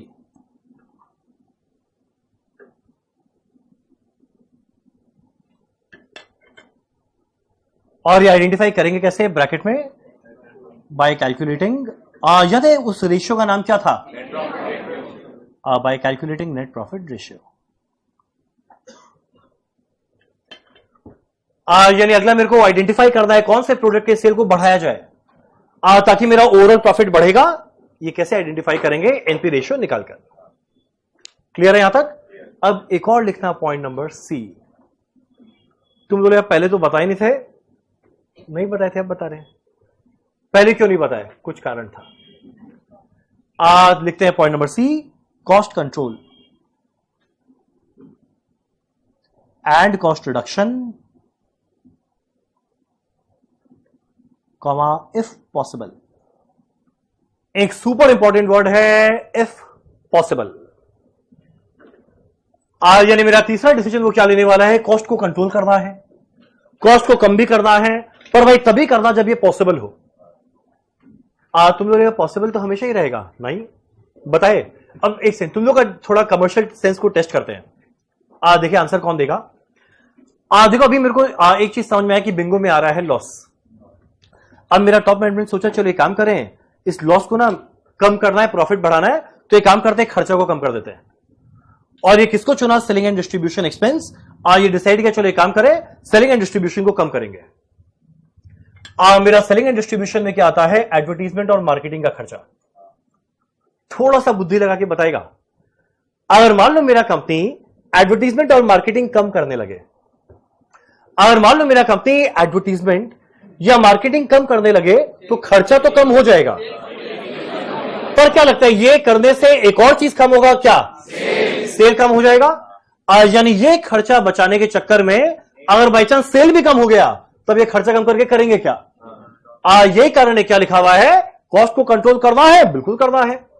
Cost को रिड्यूस करना है, वो भी करना है, पर वो तभी करना अगर ये पॉसिबल रहे। कैसे पॉसिबल रहे?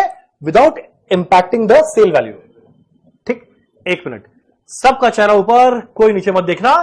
अब देखें तुम लोग आज का क्लास अभी तक कितना सुना है। सबका चेहरा ऊपर।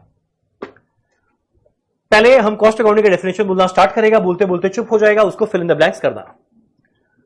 मेरा cost accounting I denote the method of accounting which deals with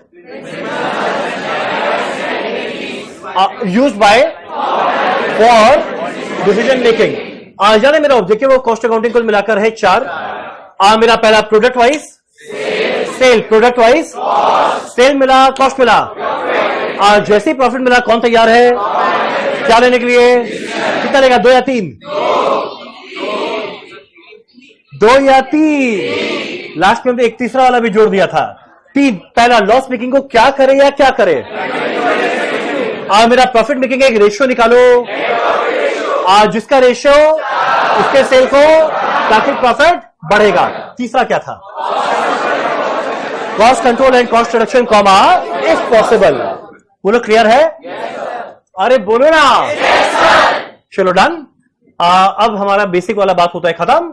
अब हम लोग स्टार्ट करेंगे हमारे कॉस्ट शीट चैप्टर के साथ नहीं, पर आज मेरे को ऐसा बेसिक चीज बताना है जो पूरे कॉस्ट में काम आएगा, कि फैक्ट्री क्या होता है, इसमें क्या क्या कौन कौन सा डिपार्टमेंट है, हेड ऑफिस क्या होता है, मार्केटिंग क्या होता है, जो हमारे कल के क्लास में काम आएगा।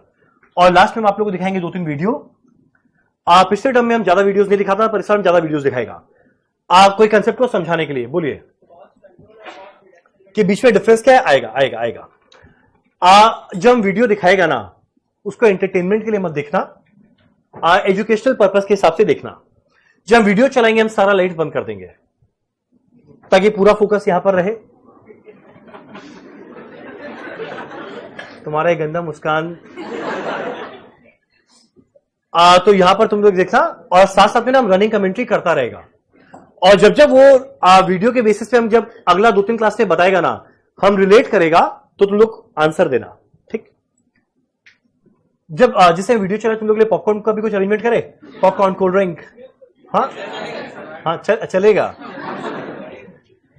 अब एक काम करते हैं, वो सब हटाओ, अब बात करते हैं। हम लोग कॉस्ट शीट शुरू करेंगे, जिसके लिए मेरे को चाहिए आईटीसी का अगला डिवीजन, जो सबसे इंपॉर्टेंट डिवीजन है, जिसके भरोसे आज आईटीसी चल रहा है, वो है सिगरेट डिवीजन। मेरे को समझाना बड़ा आसान हो जाएगा अगर बाई चांस किसी का सिगरेट है, वो मेरे को कर दे।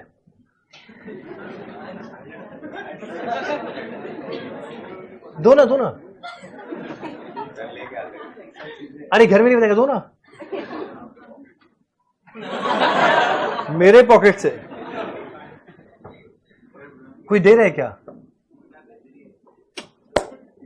चलो ठीक है। एक बार प्लीज गेट बस बाहर में खोलो ना। हाँ, देखते हैं। उनको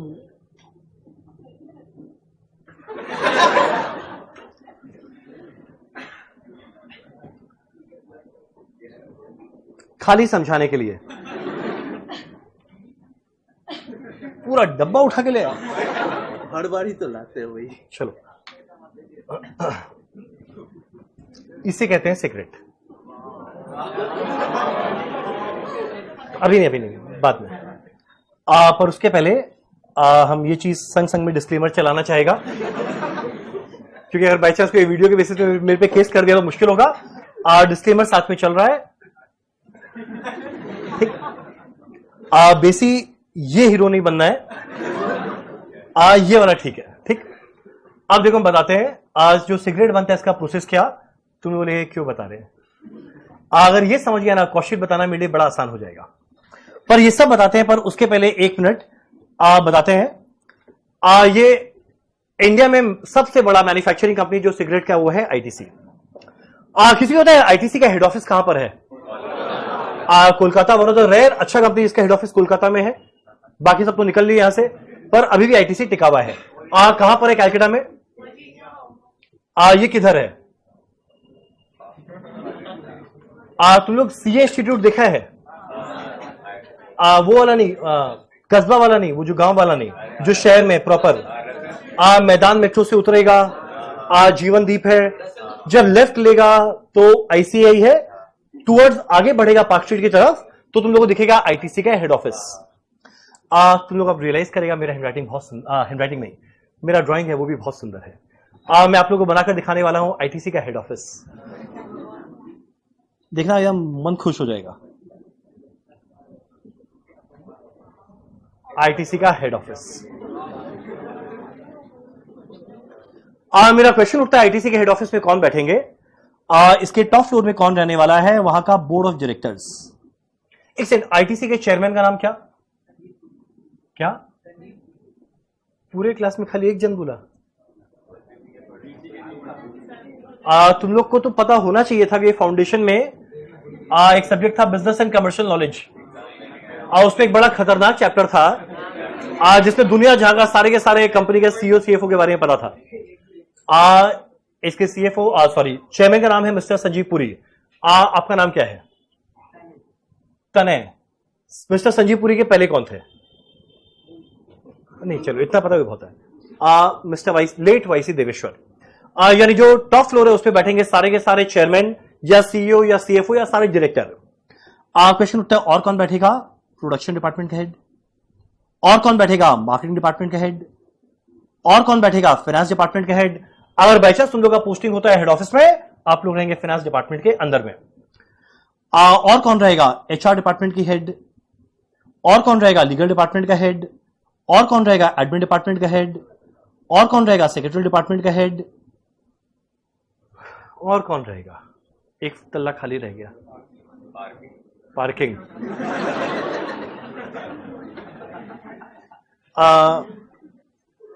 सिक्योरिटी गार्ड। ठीक। ये मान लो हमारा आईटीसी का हेड ऑफिस है, जहां पे रहेगा टॉप मैनेजमेंट और सारे के सारे डिपार्टमेंट का हेड। अब आईटीसी का काम है सिगरेट बनाने का। सिगरेट को बनाने के लिए लगता है 3 रॉ मटेरियल, एक टोबैको, एक फिल्टर रॉड, एक जो ऊपर में रैप करता है वो होता है सिगरेट पेपर। ये अगर बाई चांस टोबैको रहे, फिल्टर रॉड रहे, सिगरेट पेपर रहे, आराम से सिगरेट बन जाएगा। पिछले 1 घंटा 15 मिनट में ऐसा टेंशन हम नहीं देखा था जो पिछले 1 मिनट में था कि भाई हाँ आज घर जाके ये बनाना, जीवन का उद्देश्य मिल गया। यानी अगर बाई चांस 3 मटेरियल रहा तो आराम से हम लोग सिगरेट बना सकते हैं। तुम लोग बताओ, तुम लोग के हिसाब से जो सिगरेट बनाने का काम है, क्या लगता है हेड ऑफिस में होता होगा? क्या लगता है मिस्टर संजीव पुरी बोलता होगा अला भाई तंबाकू दे, सिगरेट बनाएंगे थोड़ा? वो तो रहेगा नहीं, ऑब्वियस सा बात है। जितना प्रोडक्शन है, जो मैन्युफैक्चरिंग है, जो सिगरेट बनाने का काम है, बताओ ये कहां होने वाला है? फैक्ट्री। अब बनाएंगे फैक्ट्री। आईटीसी का फैक्ट्री, सिगरेट फैक्ट्री इंडिया में है 5 जगह। एक बाजू में है खिदरपुर, यहां से हाफ एन आवर 45 मिनट दूर। एक है बिहार में मुंगेर बोल के जगह, वहां पर। एक उत्तर प्रदेश, यहां पे कोई मुंगेर का है? चलो आप मुंगेर से हैं, है ना आईटीसी का फैक्ट्री?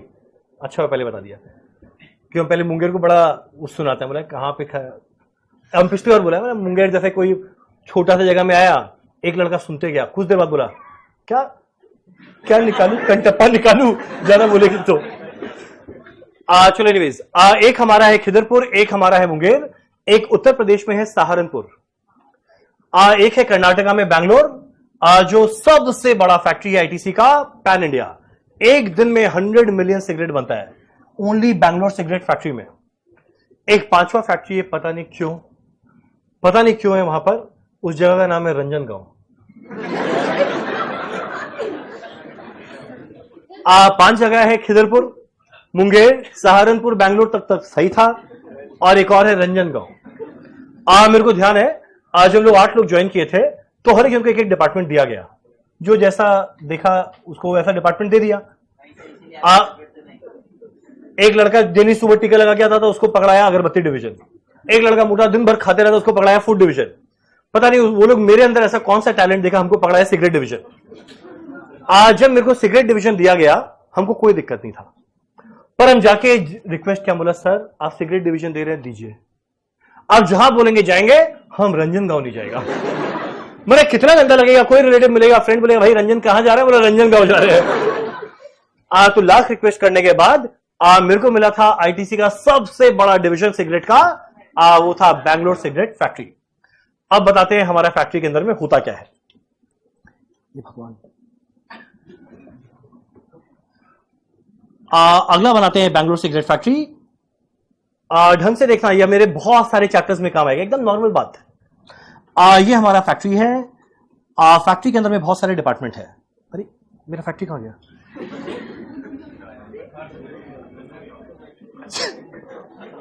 तो रंजन गांव गया।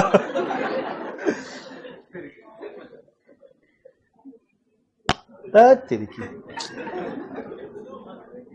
सुंदर नहीं बन रहे।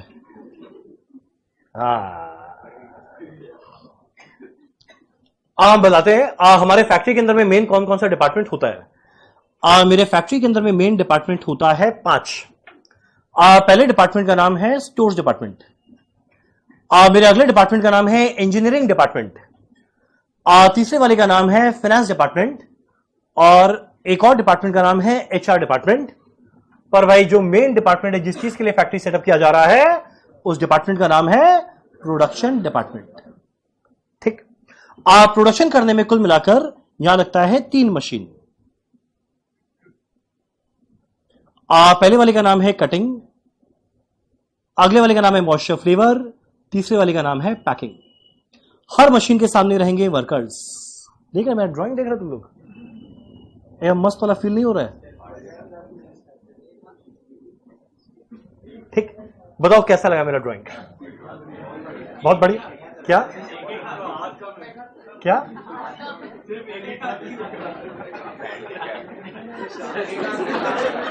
दूसरा से ना मशीन में काम कर रहा है, इसलिए नहीं दिख रहा है।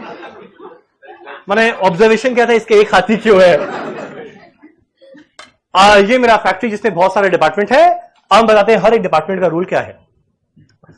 जैसे कि हम बताया कि सिगरेट को बनाने में चाहिए 3 रॉ मटेरियल। एक लगता है टोबैको, ठीक। एक था फिल्टर रॉड, एक था सिगरेट पेपर, ठीक। अब तुम लोग बताओ, तुम लोग के हिसाब से एक काम करते हैं, एग्जांपल लेते हैं। आपका नाम क्या है? हिमांशु। बुरा नहीं मानता? पक्का? बुरा माने तभी आई डोंट केयर। देखो हिमांशु, मान लो हिमांशु कौन है? हमारे टोबैको का सप्लायर। मान लो आईटीसी फैक्ट्री के इंचार्ज है, ये हमारा टोबैको सप्लायर है। अभी से लेके आखिरी क्लास तक तुम्हारा नाम है टोबैको बॉय, ठीक। ये हमारा टोबैको सप्लायर। अब भाई जब भी मेरे को सिगरेट बनाना है, उसके लगेगा टोबैको। जब टोबैको लगेगा, हम किससे लेने वाले हैं? हिमांशु से। हम हिमांशु को कॉल करेंगे, हिमांशु, रंजन फ्रॉम आईटीसी। बोले हाँ बोलिए रंजन जी। हाँ बोला भाई टोबैको चाहिए, जल्दी से भेज। बोला बस आते हैं 2 दिन में, गेट खोल के रखिए। हाँ बोला चलो आओ। अब जैसे टोबैको आएगा, तुम लोग देखिए बताओ ये सारे डिपार्टमेंट को, जैसे टोबैको आएगा फैक्ट्री में, तुम लोग के हिसाब से कौन से डिपार्टमेंट में जाएगा? सीधा प्रोडक्शन में जाएगा या किस में जाएगा? पहले ये किस में जाना चाहिए? स्टोर्स डिपार्टमेंट में। तो देखो भैया स्टोर्स डिपार्टमेंट में टोबैको पहुंच गया। अगला चाहिए फिल्टर रॉड, ये भी पहुंच गया। अगला चाहिए सिगरेट पेपर, देखो ये भी पहुंच गया। यानी मेरे स्टोर्स डिपार्टमेंट का ऑब्जेक्टिव क्या है? जब रॉ मटेरियल आएगा वो ढंग से अपने पास रखेगा। तो बताओ ये सारे मटेरियल को यूज कौन सा डिपार्टमेंट करेगा? और जब प्रोडक्शन डिपार्टमेंट यूज करेगा, उसको वो इश्यू करेगा। यानी उसका एकमात्र उद्देश्य क्या है? मटेरियल को रिसीव कर, अपने पास स्टोर कर, जब प्रोडक्शन मांगेगा उसको इश्यू कर। क्लियर है यहां तक? मेरा अगले वाले का नाम है इंजीनियरिंग डिपार्टमेंट। मेरा क्वेश्चन उठता है, इंजीनियरिंग डिपार्टमेंट का काम क्या है? सुबह से शाम मशीन चल रहा है। और भाई ये सब कंपनी में फैक्ट्री में 365 दिन काम होता है, 24 आवर करके। तुम लोग एक वर्कर जो है 24 घंटा काम करेगा? नहीं। पहला शिफ्ट में आप लोग आएंगे सल्टो, फिर आप लोग आएंगे सल्टो, फिर आप लोग आएंगे सल्टो। 8 घंटा 8 घंटा 8 घंटा 8 इस तरीके से चलता रहेगा। अब एक फैक्ट्री के अंदर में सुबह से शाम जब मशीन चल रहा है, हो सकता है चलते चलते बीच में खराब हो जाए। और अगर बाई चांस अगर हमारा मशीन खराब हो जाए, तो भाई चाहिए एक इंजीनियर ठीक करने के लिए। अब एक ऑप्शन है कॉल करे कि हमारे यहां मशीन खराब हो गया, आप जल्दी से आओ। अब भाई जो भी आदमी आएगा उसको आने में टाइम लगेगा, आकर उसको ठीक करने में टाइम लगेगा, और फैक्ट्री के अंदर में टाइम वेस्ट करने का टाइम नहीं है। यही कारण है वो लोग अपने इनहाउस एक इंजीनियरिंग डिपार्टमेंट बनाकर रखेगा कि जैसी मशीन खराब हो तुरंत फटक से आएगा, ठीक करके जाएगा। एक दिन में 100 मिलियन सिगरेट बनना है, उसमें अगर 4 घंटा भी वेस्ट हो गया कितना बड़ा नुकसान होगा। यही कारण है वो लोग बाहर वालों पे डिपेंडेंट नहीं है, इंजीनियरिंग डिपार्टमेंट यहां पर पड़ा हुआ है। मेरा तीसरा काम है फाइनेंस वाला क्या करेगा। हम जब गए थे बैंगलोर फैक्ट्री, पता है मेरा पोस्टिंग कहां पर हुआ था? फाइनेंस के अंदर में। और तुम लोग भी जाएगा, तुम लोग का होगा फाइनेंस के अंदर में। तुम लोग बोलेगा फाइनेंस वाला क्या करेगा? जो हम लोग को आता है। तुम बोलेगा हम लोग को क्या आता है? आप लोग को अकाउंट्स आता है। तुम बोलेगा यानी हम लोग अकाउंटिंग एंट्री पास करेंगे। अकाउंटिंग एंट्री कैसा होगा? जब मटेरियल आएगा, purchase account debit to creditor. जब बेचेंगे, debtor account debit to sale. जब पैसा देंगे, क्रेडिटर टू बैंक। जब पैसा मिलेगा, बैंक टू डेटर। जब वेजेस को पे करेंगे, वेजेस टू कैश। तुम लोग बोलेगा हम लोग ये सब काम करेंगे। ये काम करने के लिए आपके अंडर में बहुत सारे आदमी लोग रहेंगे। तुम लोग खाली सुपरवाइज करेगा। तुम लोग या फिर हम लोग क्या करेंगे? हम लोग हर वो काम करेंगे जो बाकी किसी डिपार्टमेंट के बस का नहीं है। इतनी खुश हुई है जैसे तुरंत करने जा रही है, इतनी खुश। हम लोग हर एक वैसा काम करेंगे जो बाकी किसी डिपार्टमेंट के बस का नहीं है। हर महीने के एंड में जीएसटी पे करना। एक जीएसटी सुना है? जीएसटी वो सुना हुआ है? पता ये होता है सीजीएसटी, और क्या होता है? अरे क्या बात है, तो भगवान के रूप है तुम लोग सब। सीजीएसटी, एसजीएसटी, आईजीएसटी, यूटीजीएसटी, ये सारा का सारा कैलकुलेशन कौन करेगा? फाइनेंस वाला। जीएसटी का कैलकुलेशन कौन करेगा? फाइनेंस वाला। मान लो एक मशीन खराब हो गया, एक मशीन परचेज करना है, तो ये मशीन को परचेज करने में कितना कॉस्ट लगना चाहिए, उससे बेनिफिट कितना रुपया आएगा, ये खरीदना चाहिए भी या नहीं खरीदना चाहिए, ये डिसीजन कौन लेगा? फाइनेंस वाला। जब बड़ा बड़ा अग्रीमेंट साइन होगा तो जो फाइनेंशियल एंगल सही चल रहा है या नहीं, उसके सारे टर्म्स एंड कंडीशन को कौन पढ़ेगा? फाइनेंस वाला। जो बुक कीपिंग है तो फालतू सा काम है, ये तो कोई और करता रहेगा, पर जितना डिसीजन वाला काम है सब करेगा फाइनेंस वाला। यानी फाइनेंस वाला वो हर एक काम करता है जो बाकी किसी डिपार्टमेंट के बस का नहीं है। ये करेंगे हम लोग। क्लैप करने का नहीं था। एक बात देखो, फाइनेंस में है रंजन, रंजन के जस्ट पास में कौन है? एचआर। क्वेश्चन उठता है एचआर वाली क्या करेगी? हाँ, एचआर में जनरली लड़की लोग होती है। हाँ, वो लोग वैसे भी उसमें एक्सपर्ट होती है। तो एचआर का मेन रोल क्या है? एचआर का मेन रोल क्या है? किसी वर्कर को हायर करना है, कौन करेगी? एचआर। किसका सैलरी क्या होना चाहिए, किसको कितना मिलना चाहिए, कौन डिसाइड करेगी? एचआर। किसका प्रमोशन होना है, किसका ट्रांसफर होना है, किसका बोनस क्या है, किसका ग्रेचुइटी क्या है, किसका लीव इनकैशमेंट क्या है, सब कौन डिसाइड करेगी? एचआर। यानी जब फैक्ट्री में जाओ किसको पटा के रखना? एचआर। एचआर पटी हुई है, जीवन मस्त चलेगा। पर एचआर से अगर झमेला हुआ है, कटना स्टार्ट होगा सैलरी कटना स्टार्ट होगा। ठीक। तो और ऑब्वियस आता है, एचआर में जनरली लड़की लोग रहती है, वो लोग के लिए इजी होता है कन्विंस करना किसी को भी। आप सोचो ना, सामने एचआर एक लड़का है, हम इंटरव्यू देने गया, बोले सैलरी देंगे 6 लाख, हम लोग भाड़ बजाने करेंगे। पर वही अगर लड़की बोलेगी हम 6 लाख देंगे, बोला जो आपका इच्छा, तो बहुत इजीली कन्विंस होता है। तुम लोग मेरा नेचर वैसा उल्टा सीधा बस समझ रहा, बाकी लोग काम बता रहे हैं वो लोग क्या कैसे होते हैं। ठीक। तो ये हुआ एचआर। पर भाई ये सब डिपार्टमेंट के लिए थोड़ी बना है हमारा फैक्ट्री। फैक्ट्री बना है प्रोडक्शन करने के लिए। 1 मिनट में बताएंगे सिगरेट कैसे बनता है, ज्यादा डिटेल में बताएंगे नहीं। सबसे पहले आता है टोबैको। अभी हमें वीडियो दिखाएगा। टोबैको जब आता है ना, इतने बड़े सारे बल्क में इतना ह्यूज टोबैको एक साथ आता है। अब जब इतना बड़ा टोबैको एक साथ आया, पर सिगरेट तो छोटा सा, अब इतने बड़े टोबैको को सिगरेट पेपर में डाल देंगे तो भाई आदमी कैसे पिएगा? मतलब हम यहां से पी रहे, तुम उधर से भी, तुम इधर से भी, कोई ग्रुप एक्टिविटी थोड़ी है। यानी सबसे पहले करना क्या है, उसको छोटे छोटे पीसेस में कट करना है। ये कट करने का काम कौन करने वाला है? Cutting machine. यानी कटिंग डिपार्टमेंट में जाएगा। जो बड़ा सारा टोबैको गया था, छोटे छोटे माइन्यूट पीसेस में कट होगा। ठीक है ना यहां तक? अब एक बार ये कट हो गया, इसके बाद ये जाएगा मॉइस्चर फ्लेवर मशीन में। टोबैको जो होता है ना बड़ा रफ होता है, बड़ा रफ। इमेजिन करो उतना रफ टोबैको अगर गया सिगरेट पेपर में और वहां पे लाइटर लगाए तो इतना रफ है ना, फटाक से मुंह में आएगा आग और जलने का डर है। इसीलिए इतने रफ टोबैको के अंदर में थोड़ा मॉइस्चर ऐड किया जाता है और फिक्स परसेंटेज है 21%। अगर 21% से ज्यादा मॉइस्चर ऐड कर दिया तो इतना गीला हो गया ना कि आग लगाएंगे बुझ जाएगा, जलाएंगे बुझ जाएगा, तो क्या फायदा। और अगर 21% से कम रहा तो उसका क्वालिटी बड़ा खराब हो गया, वो फटाफट खत्म होगा। यानी वो लोग अपने क्वालिटी को इंश्योर करने के लिए फिक्स 21% मॉइस्चर ऐड करता है। उसके बाद ऐड किया जाता है फ्लेवर। इनको आइडिया होगा क्या क्या फ्लेवर ऐड होता है? बोलो ना। हाँ, क्या क्या कहीं आवाज आ रहा है पीछे से? क्या सही में आइडिया नहीं मिलता। तरह तरह का फ्लेवर ऐड होता है। अब पता नहीं कौन कौन सा ऐड होता है, मेरे को आइडिया नहीं है। मेरा दूर दूर से इसका कोई रिश्ता है नहीं। हम बिना फ्लेवर हम पीते नहीं है, बिना फ्लेवर का पीता। मेरा मॉइस्चर फ्लेवर ऐड हुआ।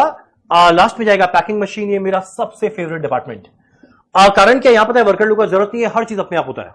टोबैको आया, फिल्टर रॉड अपने आप लगेगा, सिगरेट पेपर अपने आप रैप होगा, अपने आप सिगरेट में कट होगा, अपने आप पैक में जाएगा, अपने आप पूरा तैयार है। अब जैसे ही सिगरेट तैयार है, ये पता है कहां जाने वाला है? ये पता है कहां जाने वाला है? सेलिंग एंड डिस्ट्रीब्यूशन डिपार्टमेंट में।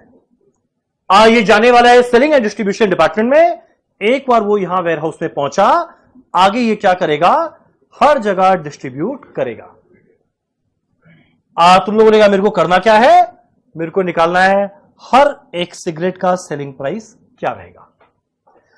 मेरे को निकालना क्या है? हर एक सिगरेट का सेलिंग प्राइस क्या रहेगा। उसी चीज के लिए बनाते हैं कॉस्ट शीट। और पता है ड्राइंग के बेसिस पे, ये डायग्राम के बेसिस पे आप मेरे को समझाना है। 1 मिनट का चीज रह गया। इन तुम लोग यहां तक क्लियर है क्या बोला?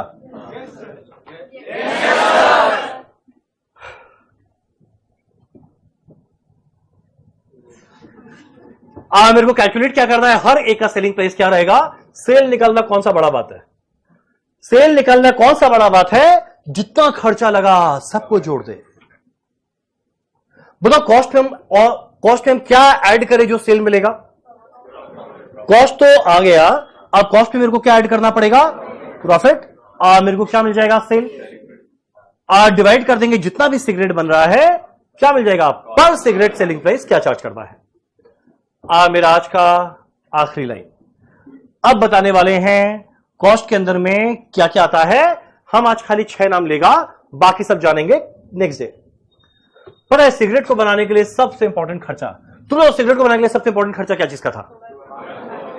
भाई सब कुछ रहे पर टोबैको नहीं रहा तो फूकेगा क्या? अगर फिल्टर रॉड नहीं रहा, सिगरेट पेपर नहीं रहा तो कैसे चलेगा? यानी सबसे इंपॉर्टेंट खर्चा क्या चीज का होता है? मटेरियल का, जिसको हम लोग क्या बोलते हैं? Raw material. या इसका एक और नाम है डायरेक्ट मटेरियल। इधर बोलेंगे रॉ मटेरियल या बोलेंगे डायरेक्ट मटेरियल। डायरेक्ट क्यों? क्योंकि डायरेक्टली सिगरेट में दिखता है। अब जैसे एग्जांपल दे, ये प्लास्टिक का बोतल दो। नहीं पीना नहीं हमको। जैसे ये प्लास्टिक के बोतल को देखे, देखकर समझ में आ रहा है ना कि ये प्लास्टिक का बोतल क्या चीज से बना है? प्लास्टिक से। ऊपर में पता नहीं क्या है, पेपर जैसा कुछ है। सॉरी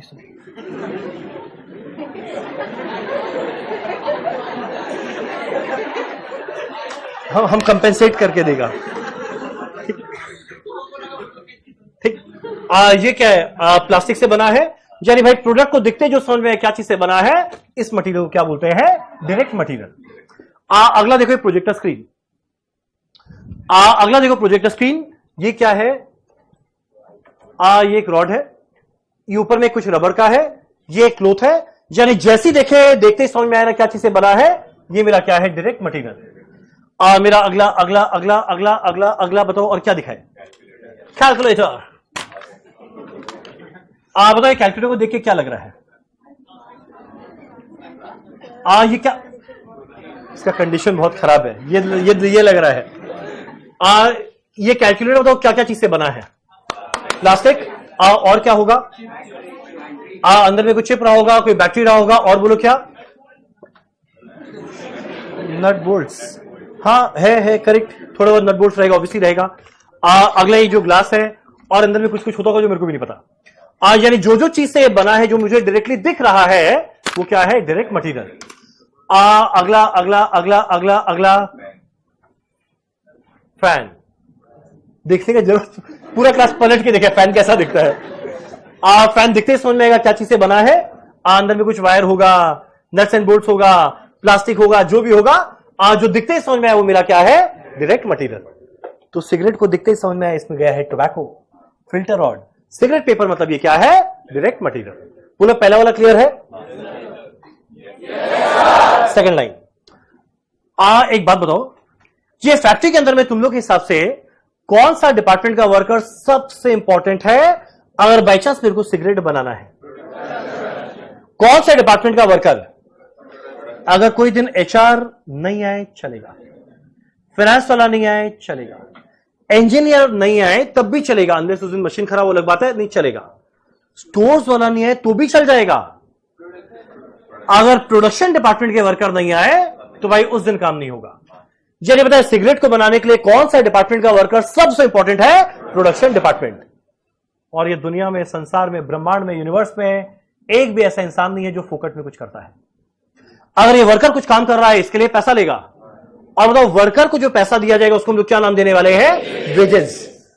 पर ये वर्कर डायरेक्टली सिगरेट बनाता है, इसीलिए इसके वेजेस का नाम क्या है? Direct wages.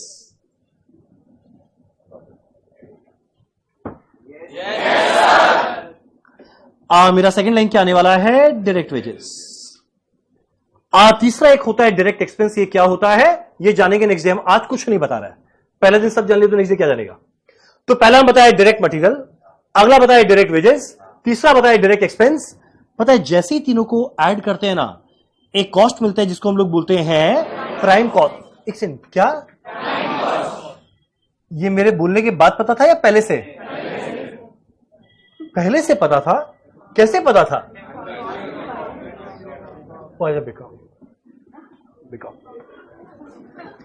बीकॉम में पढ़े हैं प्राइम कॉस्ट। प्राइम कॉस्ट पे देखो वर्ड आया हुआ है प्राइम। कोई बताओ प्राइम का मतलब क्या? प्राइम का मतलब क्या? बेसिक। प्राइम माने जो सबसे इंपॉर्टेंट है, जो सबसे एसेंशियल है। एग्जांपल प्राइम मिनिस्टर, सबसे इंपॉर्टेंट मिनिस्टर। मेरा प्राइम कॉस्ट क्या है? जो सबसे इंपॉर्टेंट कॉस्ट है। भाई अगर ये तीन नहीं रहा तो सिगरेट बनने का चांस ही नहीं है। मटेरियल नहीं है या मटेरियल को बनाने वाला वर्कर नहीं है, डायरेक्ट एक्सपेंस के बारे में कुछ बोला नहीं इसलिए इग्नोर करो। ये तीनों मिलाकर क्या आएगा? Prime cost. अब प्राइम कॉस्ट के बाद फैक्ट्री में देखो और बहुत सारा खर्चा और लगा होगा। फैक्ट्री का रेंट, फैक्ट्री का इलेक्ट्रिसिटी, फैक्ट्री का इंश्योरेंस, फैक्ट्री में जितना खर्चा लगा, बाकी सारे खर्चा को एक साथ ऐड कर दे। हम एक और वर्ड एक्सपेंस यूज कर रहे हैं, ओवरहेड टेक्निकल वर्ड कल यूज करेगा। मेरा अगला हेड ऑफिस के अंदर में बहुत सारा खर्चा लगेगा। पता है हेड ऑफिस के खर्चा को क्या बोलते हैं? Office and administration expense.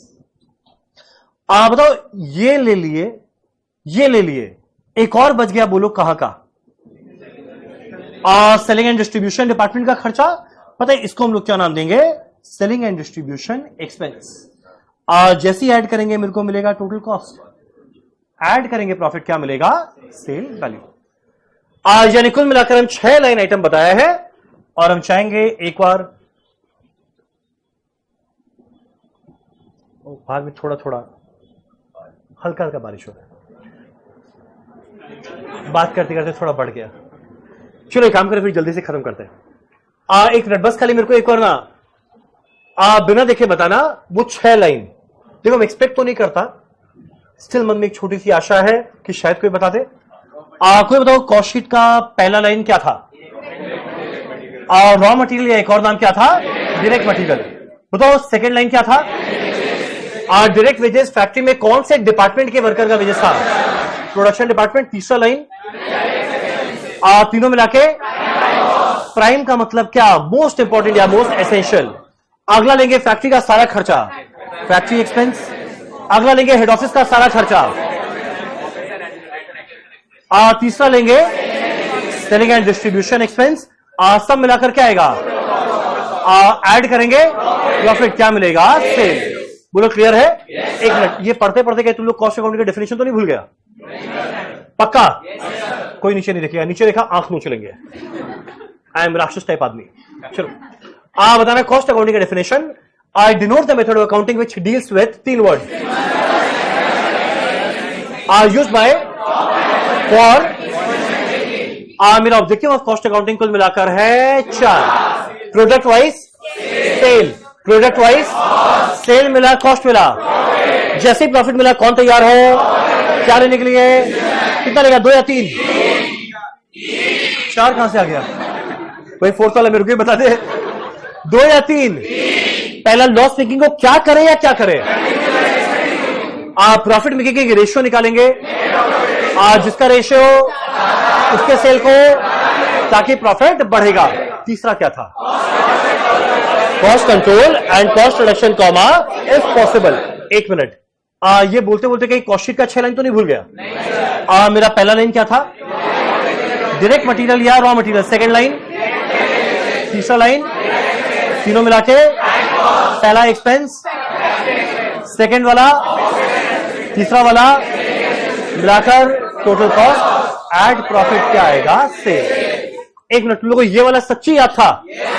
Promise बोलो, वादा करो। लोग बोल भी गए वादा। 1 मिनट, पक्का क्लियर है ना? सच्ची बोलो ना, सच्ची बोलो ना, झूठ मत बोलो, मेरे से झूठ मत बोलो तुम लोग। चलो डन। 1 मिनट रुक जाओ।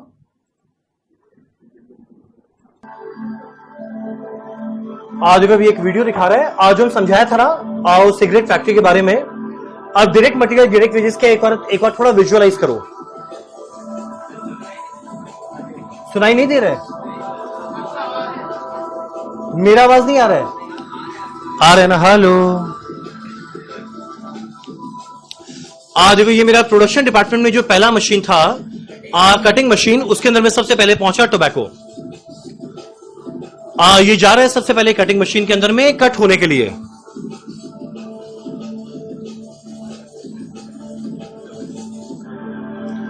यहां पर ऐड हो रहा है मॉइस्चर।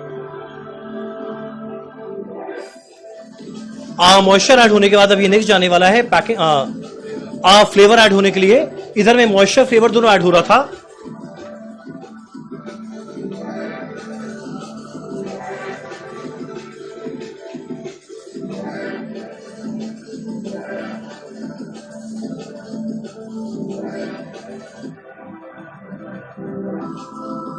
यहां पे मॉइस्चर फ्लेवर सब ऐड हुआ, तो पहला कटिंग का काम डन। अगला ऐड हुआ मॉइस्चर फ्लेवर। नेक्स्ट ये जाने वाला है पैकिंग के अंदर में। एक काम करते हैं, हम सीधा लेकर जाते हैं पैकिंग के अंदर में क्या होने वाला है।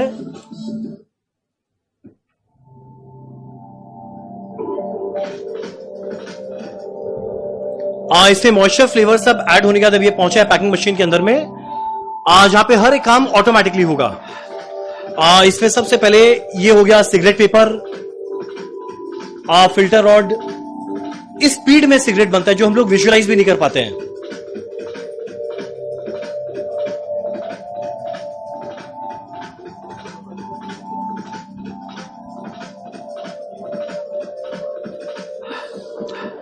ये एक बार सब बना।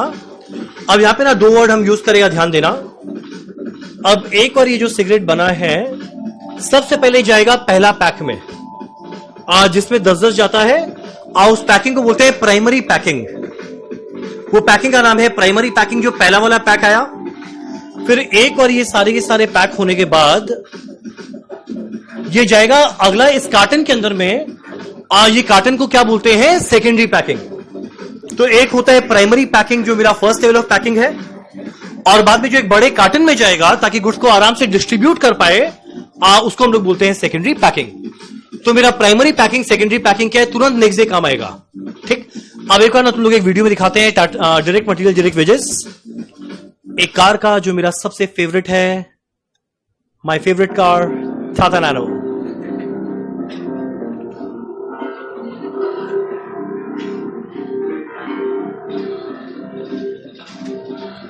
ये इसका गुजरात का प्लांट, जहां पर ये टाटा नैनो मैन्युफैक्चर होता था।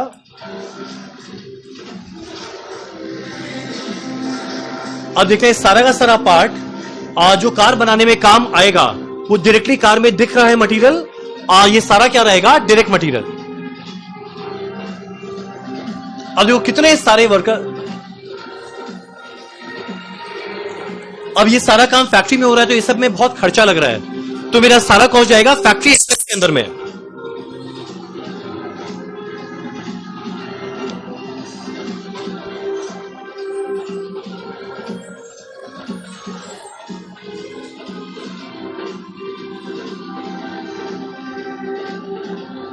अब देखो जितने वर्कर्स हैं, आप इस प्रोडक्शन डिपार्टमेंट में जितने भी वर्कर हैं, सारे के सारे वर्कर को वेजेस मिलेगा।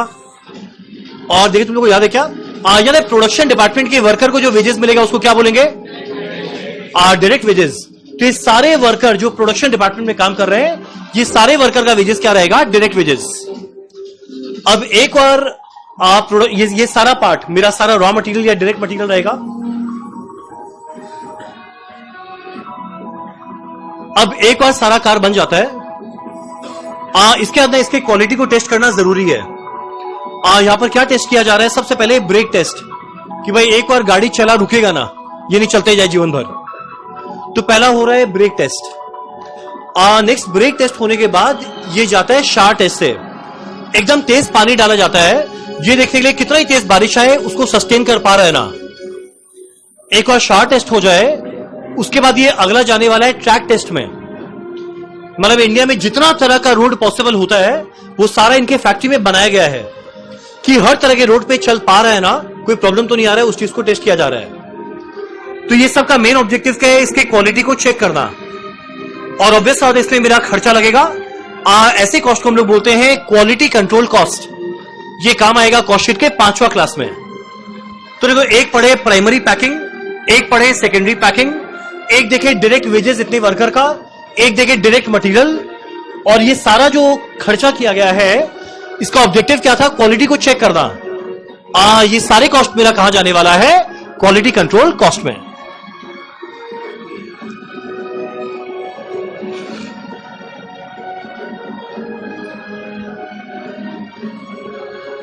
लाइट सारा ऑन कर दो ना, सारा ऑन कर दो।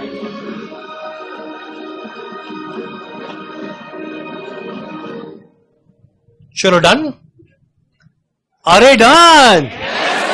तुम लोग ध्यान दिया ना, कल जब वापस से करवाएगा तो बीच बीच में थोड़ा बहुत क्वेश्चन पूछेगा। चलो डन, इसी के साथ हमारा आज का क्लास होता है खत्म। Thank you so much.